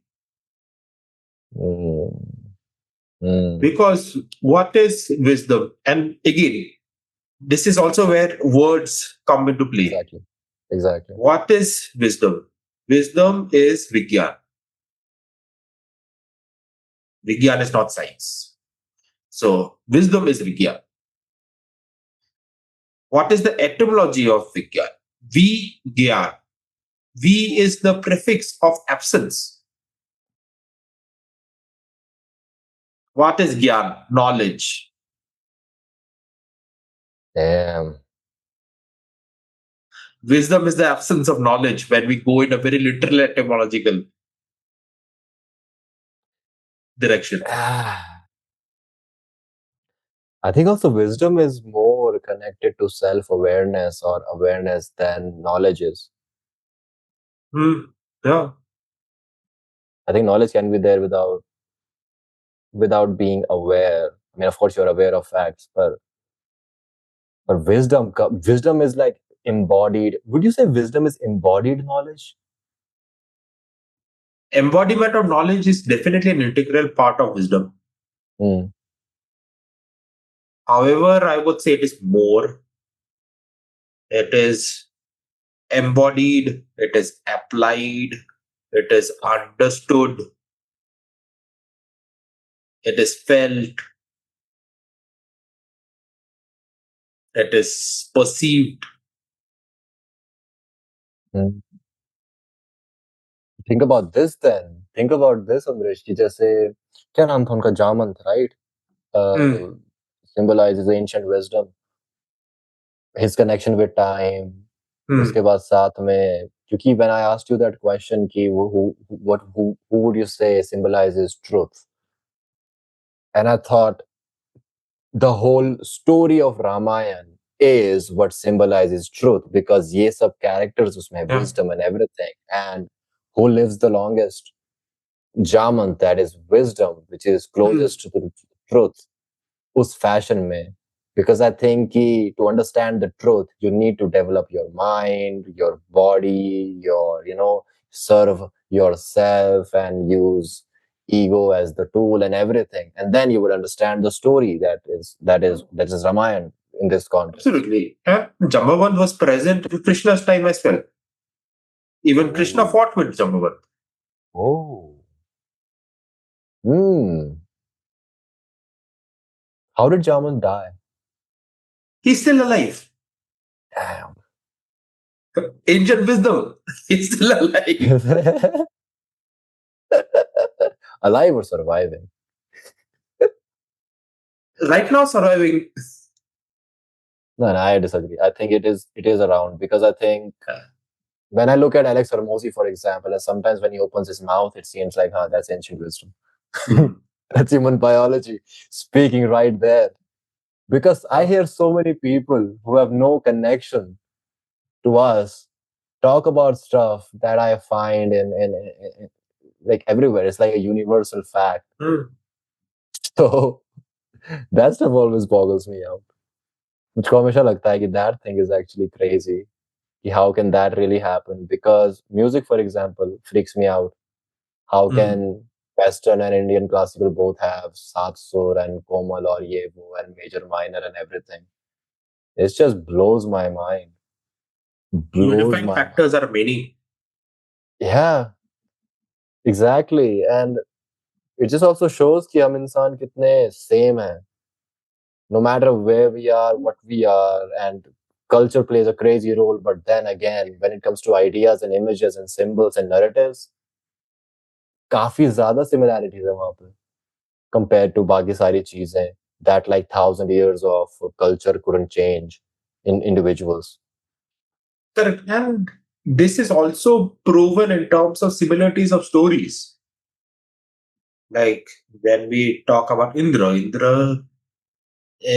is, at least in the Puranic times, is known as the god of thunder, the god of weather. Same when we draw parallel, Zeus. Huh. In Norse, Thor, not Thor, Odin, Sky Father. Then Bhudevi, Gaia, the Titans. Then Surya, Helios, another Titan. So when we look at the Vedic gods, you will draw parallel to Titans more than the gods, but also to the gods at the same time. So वो सारे चीजें हैं. Then when we talk about Narad, Narad is very similar to Hermes. Mm. Mm. So people share stories. And what becomes even more fascinating is uh, Ravan's father-in-law, Mayasur, who was responsible for building Indraprastha, by the way.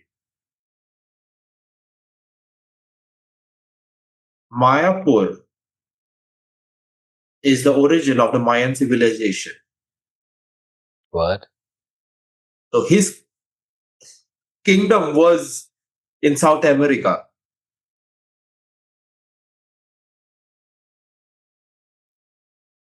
When we look at it geographically, archaeologically, and all those things.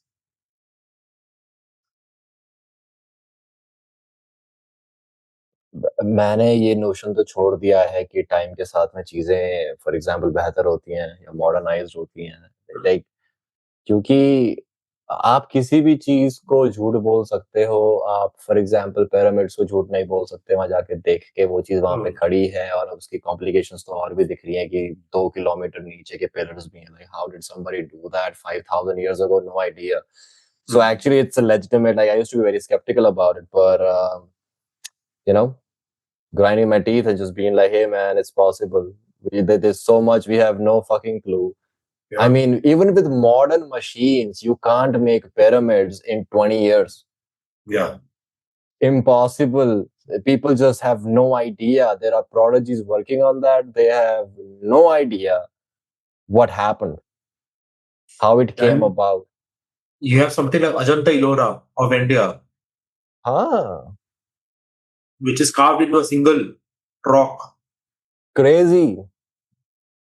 I think there is a temple in South India जहाँ पे pillars के नीचे से आप hanky निकाल सकते like how what is that? Uh, What is exactly that? I have no clue. I the have no science of idea. that time has been lost. Ah, that sucks. That sucks because कैसे नहीं okay I mean accidents See, happen whatever happened but like it was there's super a thing, important to right? save that. History has been converted into fiction. But when we look at things like, for example, the concept of astras, Astras were not just bow and arrows. Bow and arrows were the most convenient tool to channelize astras. Astras are more energies because without the energy, it is just a shastra. Yep. Bow and arrow is not astra. It is a shastra. So, how do you invoke an astra? Through mantras. What are mantras? Mantras are nothing but frequencies. Yep. When we are able to pronounce certain frequencies in the proper intonation, we can activate the frequency of that matter on which we are throwing those frequencies into, and that becomes an astra. And the mantra being more potent, the astra can become a device, a divine one. So, Brahmastra and all those things, the Divyastras, are all scientific tools and weapons. We talk about Viman. Now people are trying to replicate Viman because they have realized that they are much more efficient than the so-called aerodynamic aeroplanes. They knew how to use mercury for flotation and all those things. They knew alchemy to produce gold. Those things were destroyed because in some part of the world, the concept of witchcraft became That was prominent. crazy. That was crazy. They destroyed the wisdom there, and hence they decided to destroy the wisdom everywhere else. Because our colonizers, if you look at their history is witchcraft and witch hunting. The dark ages of Europe. And who That were was the crazy. witches? Witches were doctors, philosophers, scientists, engineers, Galileo, blah blah. They wanted to kill Galileo. women who were outspoken, women who broke the notion of submissiveness. Yep. They became witches.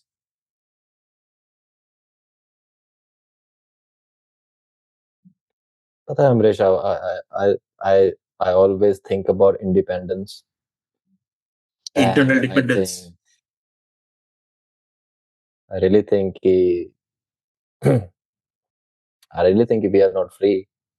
We Yeah. subscribe to words that do not connect to, because I look at things from an evolutionary perspective and I really see कि it doesn't connect to my biology and maybe doesn't connect to any human's biology. जैसे कि the idea of morality, जैसे कि I don't think that connects to human beings.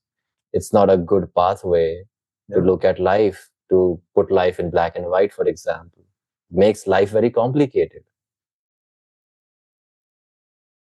Exactly. And these words, the essence becomes even more prominent when we translate it to Hindi and Sanskrit.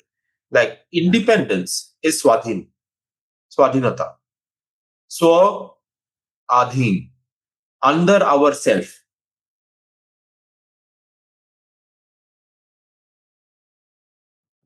Freedom is Swatantrata. Swatantra, self practice. Mm, Because Tantra is basically practices. yep. So when we are able to practice what we want, that is freedom, Swatantrata. Swatantrata goes to another extreme when Swatantrata becomes toxic. It becomes Swaichacharya. Mm. Swaichacharya is मनमानी करना मेरे मर्जी. That is Instinctive गुलाम एक तरह से. freedom without boundaries. And Most people crave swatantrata, are happy with swadhinata, end up practicing swaichachari.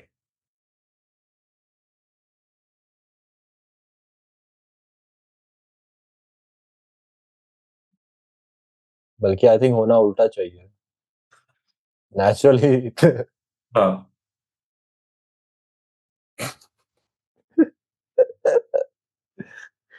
Okay, Amresh, हाँ. last segment for today. I asked Amartya if he has any questions for you. He Okay. sent me 3 questions. Sure. First one is actually, this is something I always forget.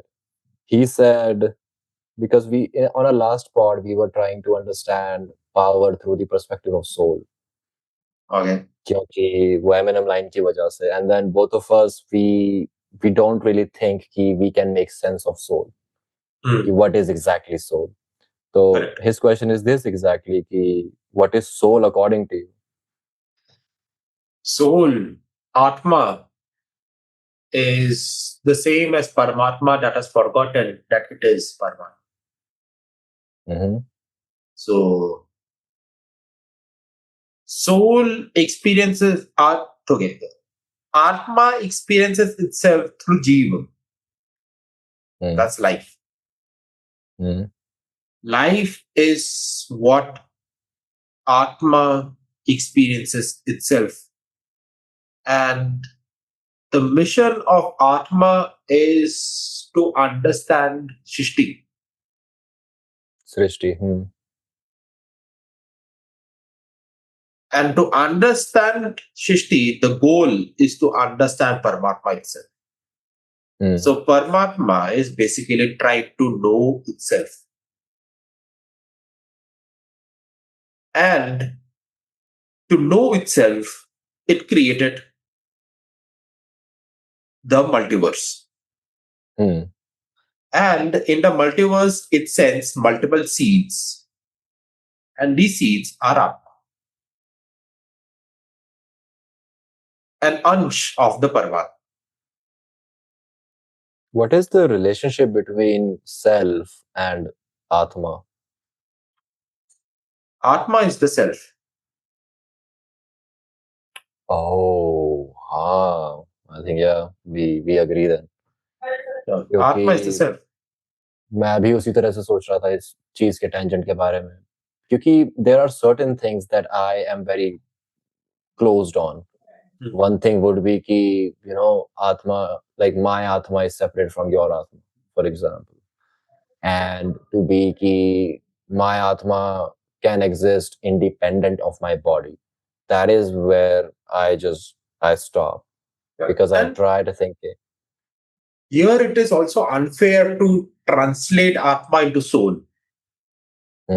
It's a disgrace, for lack of a better word, because Atma is more than the soul. Atma is consciousness itself. It is the sense of knowingness.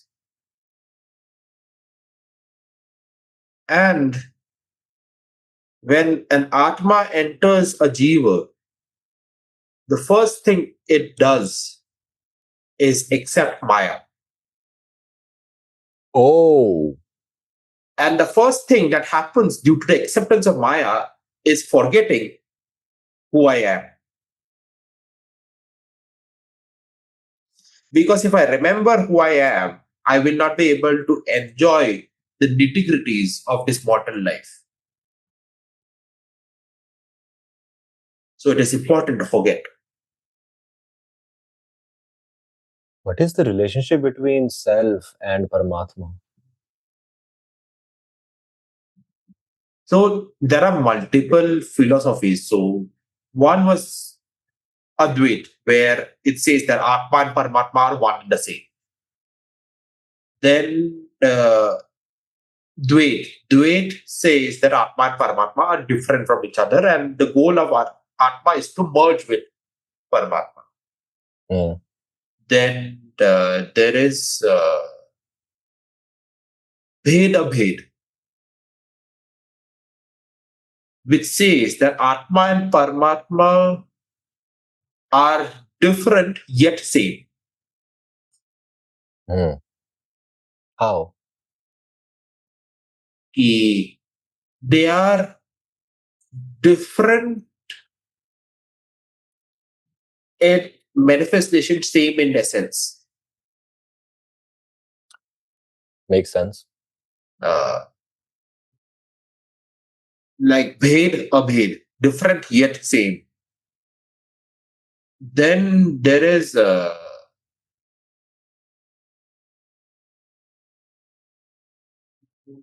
Vishisht Advait, Shuddh Advait. So multiple connotations are there, which basically plays around key. One philosophy says that Atma Paramatma are same. One philosophy says that they are different and merges into the other. One says that they are same and different at the same time. One says that they are different, but the difference does not matter.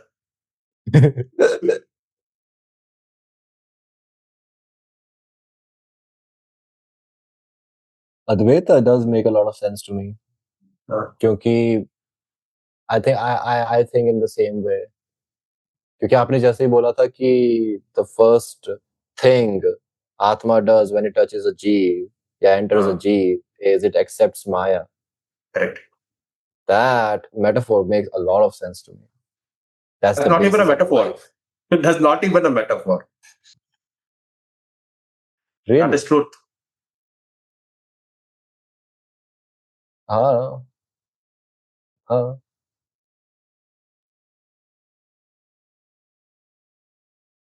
To me, it just seems ki, is there any such thing as a truth independent of me? For me, right? कि जैसे आपके लिए भी, for you, is there a truth that is independent of you? Yes. In your consciousness? Because there is a truth which is subject to me as I. And there is truth which is I.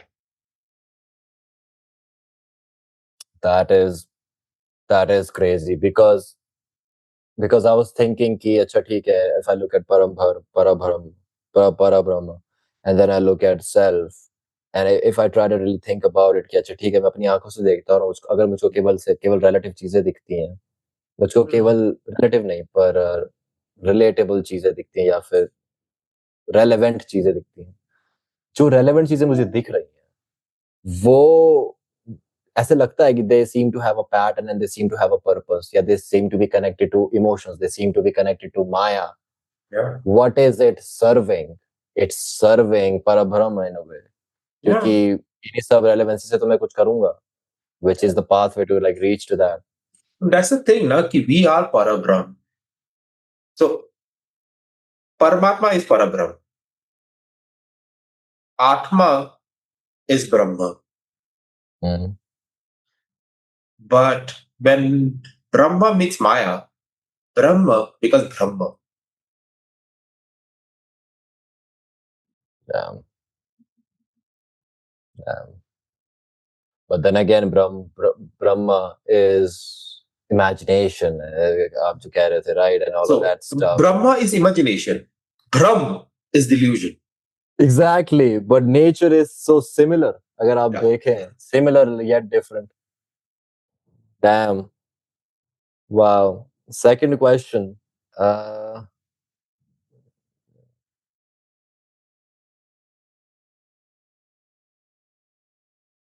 Okay, I don't understand this question. I just read it the way he's written it. About Krishna ideology. As he says, Dharma is the biggest thing, which is your duty. But duty is based on situation. And duties also state being a son or a brother is also a duty. So which is bigger, how we define? Okay. First of all, Dharma is not duty. Dharma is whatever we embody. Dharana iti dharma. Whatever we embody becomes our dharma. Dharma is about sustenance. whatever we are upholding becomes Mm. dharma. And that is why the conversation we had earlier also, the four levels of dharma: Swadharma, Kuladharma, Rajadharma, and Paramdharma. Dharma. So, what Amartya is talking about is Dharam Sankat. And Dharam Sankat, coming back to what I was saying, what Amartya is referring to is the concept of Dharam Sankat, which is basically the dilemma between two levels of Dharma. When I am torn between Swadharma and Kuladharma, whether I choose me or my family, or Kuladharma and Rajadharma, do I choose my loved ones and my greater responsibilities towards my nation? Or do I choose my nation versus the global good, Rajadharma versus Paramdharma? So, somewhere that is there. And another thing which I said last time, ki, when Paramdharma becomes Swadharma, magic happens. But when Swadharma becomes Paramdharma, shit happens. And that is pretty much what uh, Krishna was talking about. Because again, the four metaphors in the Kurukshetra battle, Swadharma being denoted by Duryodhana, all he wanted to preserve was himself. Yeah. Everything was for his own selfish desires and ambitions. Second was Kuladharma, for the loved ones. Bhim, he fought the entire battle to avenge Draupadi. Then was Rajadharma, embodied by Yudhishthira. It was so that they can earn the crown back, so that uh, the seat of Hastinapur is sacrosanct, and all those things, so that the people of the nation does not have to suffer the tyranny of Duryodhan, etc., etc., etc. The very duties of a king. So that is where people get confused. Ki dharma and duty became equated. What Amartya was also saying. Then comes Krishna, who embodied Paramdhar, who was fighting the battle of Kurukshetra not to make Yudhishthir win, but to make Duryodhan lose. Because if Duryodhan won the battle, the definition of dharma for the coming generations would be his. Again, even though unfortunately today the dharma of definition is that of Duryodhan, but at least for multiple generations, Yudhishthir's definition of dharma was successfully established. And is that vision is Paramdharma. Okay. That makes a lot of sense. But Amaresh, if is there a system somebody can follow if somebody is facing Dharam Sankat? Is there a pattern? I know it's a very difficult question to answer without knowing the specifics. But if that is the case, what can one do? So, what you said, Ki, it is very contextual, and contextuality is very important to remember, because when we uphold obsolete definitions of dharma, it leads to trouble. Like the definition of dharma in Treta Yuga and the definition of dharma in Dwapar Yuga was very different. Hmm. So the way Ram operated, if Krishna operated in Ram's philosophy, it would be a disaster. And that is exemplified by Bhishma. The way Bhishma operated, where his word was the most important thing, Vachan Jaan jaye, pran jaye, par vachan na jaye. That was a very Treta Yuga philosophy, because people could afford to operate from that philosophy. People were that honest. But in Dwapar, which was the age of duplicity, Yep. that philosophy had become obsolete. So Bhishma, who was upholding a lot of truth and justice, had actually become cancer.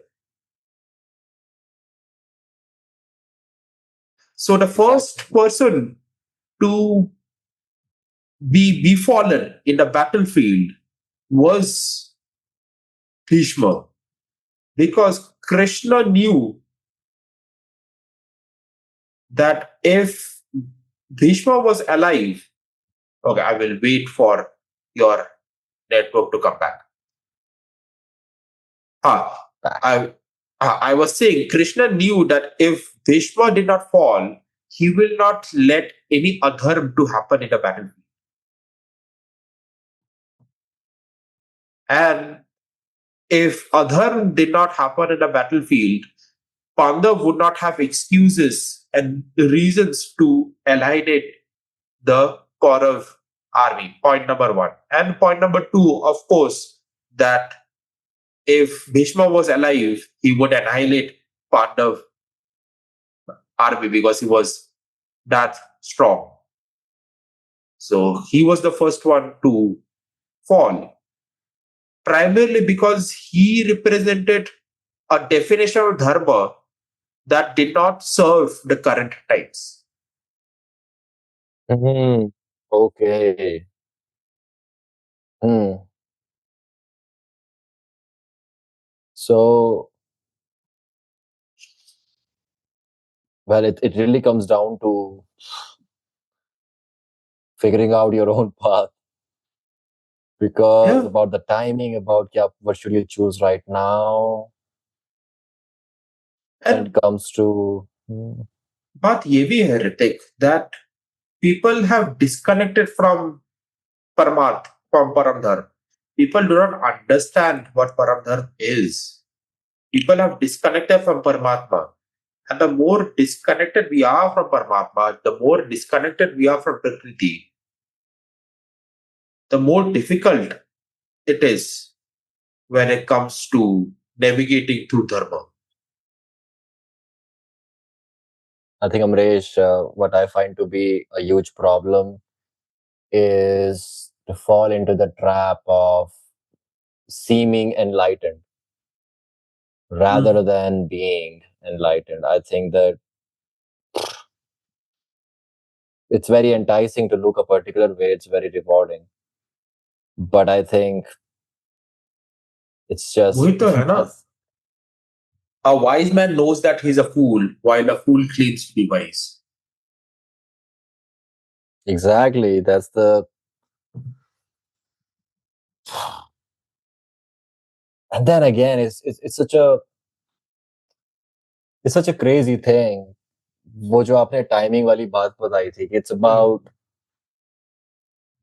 क्योंकि परम धर्म seriously like sometimes I sit and I try to think कि अच्छा ठीक है um param dharm goes it's about infinity actually. You're taking care Hmm. of infinity. Yeah, And infinity and eternity. exactly, but then human beings or me, I have that tendency to just be like, huh, but like infinite, but like reasonably, like how infinite, like 4 generations, 5 generations. The Hmm. case is like it's stretched to no boundaries, Yeah. because yeah, the thing you're doing right now, what's gonna happen later? जैसे आपने जो क्योंकि the first time we had a conversation about धर्म और आपने परम धर्म बताया था, आपने ये भी बोला था कि हाँ, अगर दुर्योधन जीत जाता तो उसके धर्म की डेफिनेशन चलती, भले ही अभी वो चल रही है. Hmm. What I think about that is really कि हाँ, अभी वो चल रही है, पर वो चल रही है generally speaking. Correct. For example, सड़क पे कोई गिरता, people come out and they do altruistic Yeah. stuff. तो मुझे वही लगता है कि it's just the image we have for good reasons कि Yeah. दुर्योधन की वो चीज ज्यादा prevalent है, पर I don't think so, क्योंकि Goodness still exists. exactly, and I think if goodness wasn't there, the society would just crumble Yeah. instantaneously. There would be no safety, no comfort, no beauty for magic to happen, for example. And it happens. I'm super grateful for that. Yeah, we have the Yeah. opportunity to do that. But I think real power is to decide and do what you can do with comfort. Hmm. Complacency is a disease, It and we is. should get rid of that. But again, we need to be gentle and empathetic to our complacency also. Yep. Because why did we become complacent?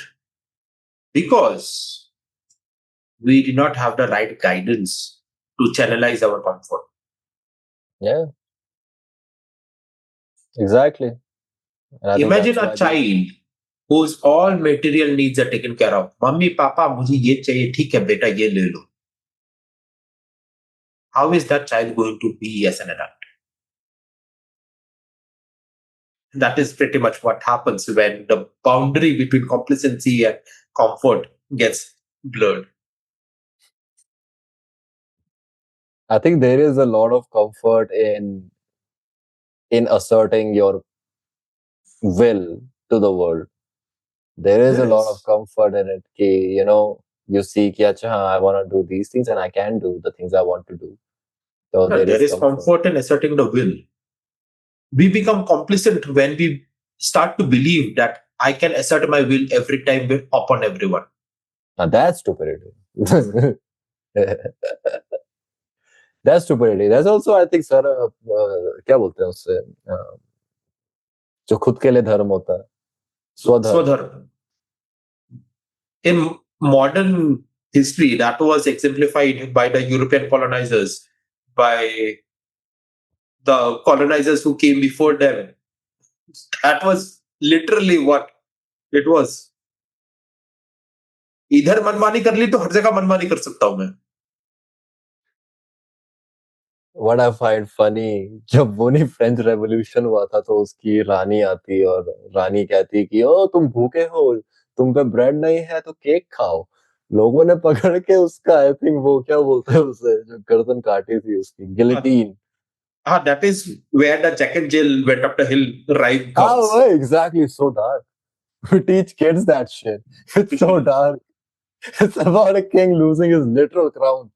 Went down the hill. Yeah, exactly. That's what happened. Damn. They have stories. They have the stories. आप वो king James या जो भी था वो. Every nursery rhyme is a story like London Bridge is falling down, Ringa Ringa Roses. Humpty Dumpty. हाँ.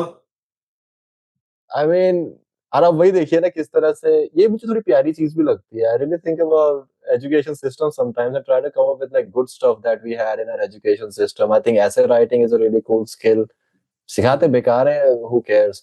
The stories we used to have, for example, I love this story Old Love, जो मैंने 11th में पढ़ी थी English book में. Old Love, Okay. बहुत प्यारी story. एक स्टोरी है द बेट, बहुत प्यारी story. Because I think I should tell you that story. The bet is such a cool story. I think एक मर्चेंट के घर में पार्टी होती है एंड काफी सारे लोग आए होते हैं और एक यंग लॉयर होता है सामने. तो उनके बीच में एक बेट होती है. गुस्से में या फिर जोश में मर्चेंट बोलता है मैं तुझे इतना इतना पैसा दे दूंगा अगर तू 10 साल या 25 साल केवल एक कमरे में बंद रह सकता है. तो लॉयर ने, यंग लॉयर था, उसने बोला बिल्कुल ठीक है. Story goes forward, stuff happens. In the end what happens is कि अब ऐसा है कि अगले दिन वो लॉयर आजाद होने वाला है और जितना पैसा मर्चेंट ने प्रॉमिस किया था उसके पास नहीं था. तो ही डिसाइड्स कि I will kill this guy. तो वो जैसे ही कमरे के अंदर जाता है उसके सामने एक लेटर दिखता है उसको, और उस लेटर में लिखा होता है कि मैंने यहाँ पे इतना समय बिताया और मैंने बस किताबें पढ़ी और मैंने क्या बोलते हैं चीजें लिखी, इस तरह से मैंने टाइम स्पेंड करा है और मुझे अब ये लगता है कि मुझे पैसा नहीं चाहिए जो मुझे पैसा अपनी जवानी में चाहिए था. एंड द गाय वो एक दिन पहले ही कमरे से बाहर चला जाता है और मर्चेंट वहां रोने लगता है कि मैं इसको मारने आया था. पर it's just a story that hits. And I have always noticed कि किसी भी तरह की स्टोरीज, किसी भी तरह के फेबल्स अगर आपकी मेमोरी में इनग्रेन हो जाए तो they say they are speaking something to you forever. Music, anything, people, anything somebody has said, कोई भी चीज अगर स्टिक करे, there is some kind of wisdom you can seek out of it. इसलिए वो आपके दिमाग में अभी तक है. That's what I really think. Absolutely. And when we look at stories, the root of stories is the same as storage. Stories store wisdom. और इसलिए बचपन से दादी माँ कहानी सुनाया करती थी, अब दादी माँ कोको मेलन में वीडियो दिखाती है बेकार बेकार, it's just the place. But I think stories are a great way. And I think storytelling is how things move forward, because I think even on social media, storytelling format is used to capture attention. तो मतलब वो चीज उस हिसाब से भी चलती है everywhere. Absolutely. And earlier stories, the medium was metaphors.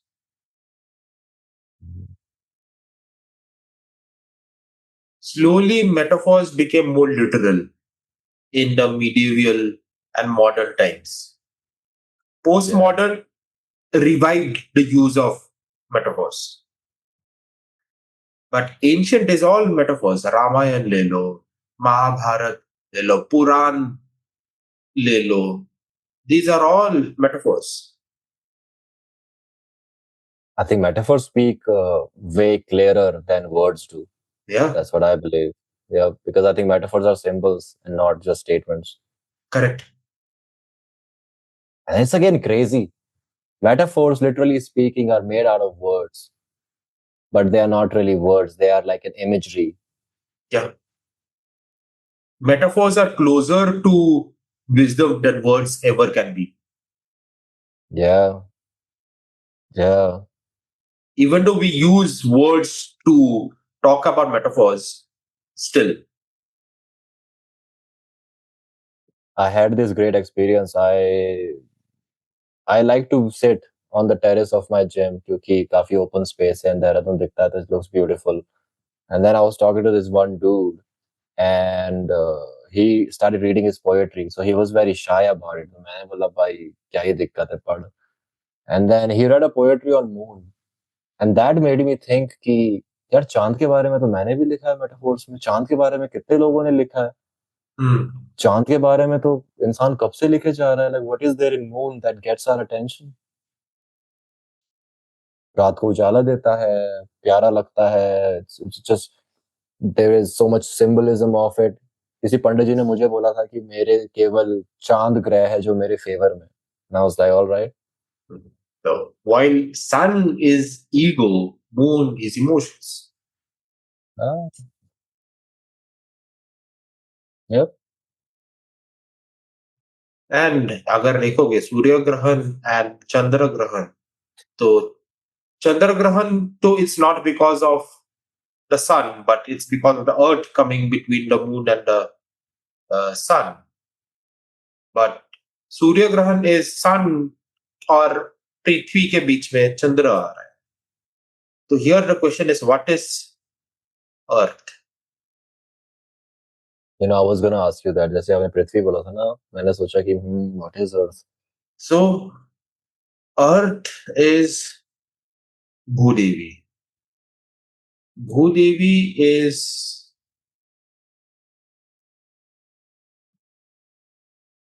life.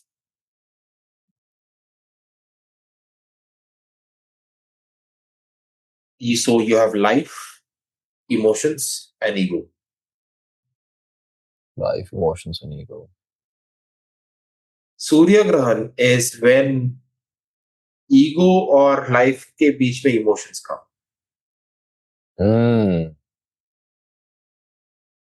When you become too emotional about your ego.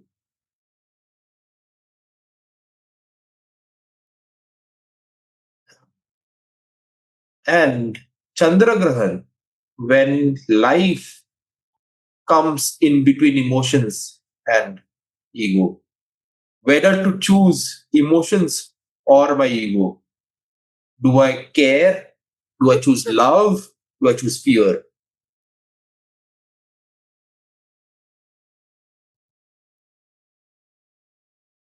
Amazing. It's such an amazing thing. So thank you, Amaresh, for doing this. This was amazing. Another beautiful one.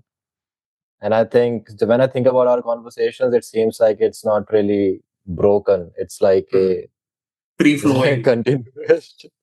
It's like a continuation. Round 2 connects to round 10, connects to round whatever this is gonna be. It's a beautiful thing. Beautiful. Thank you for doing this. Most welcome. I enjoyed it like the previous ones as well. Yeah, yeah. Thank you.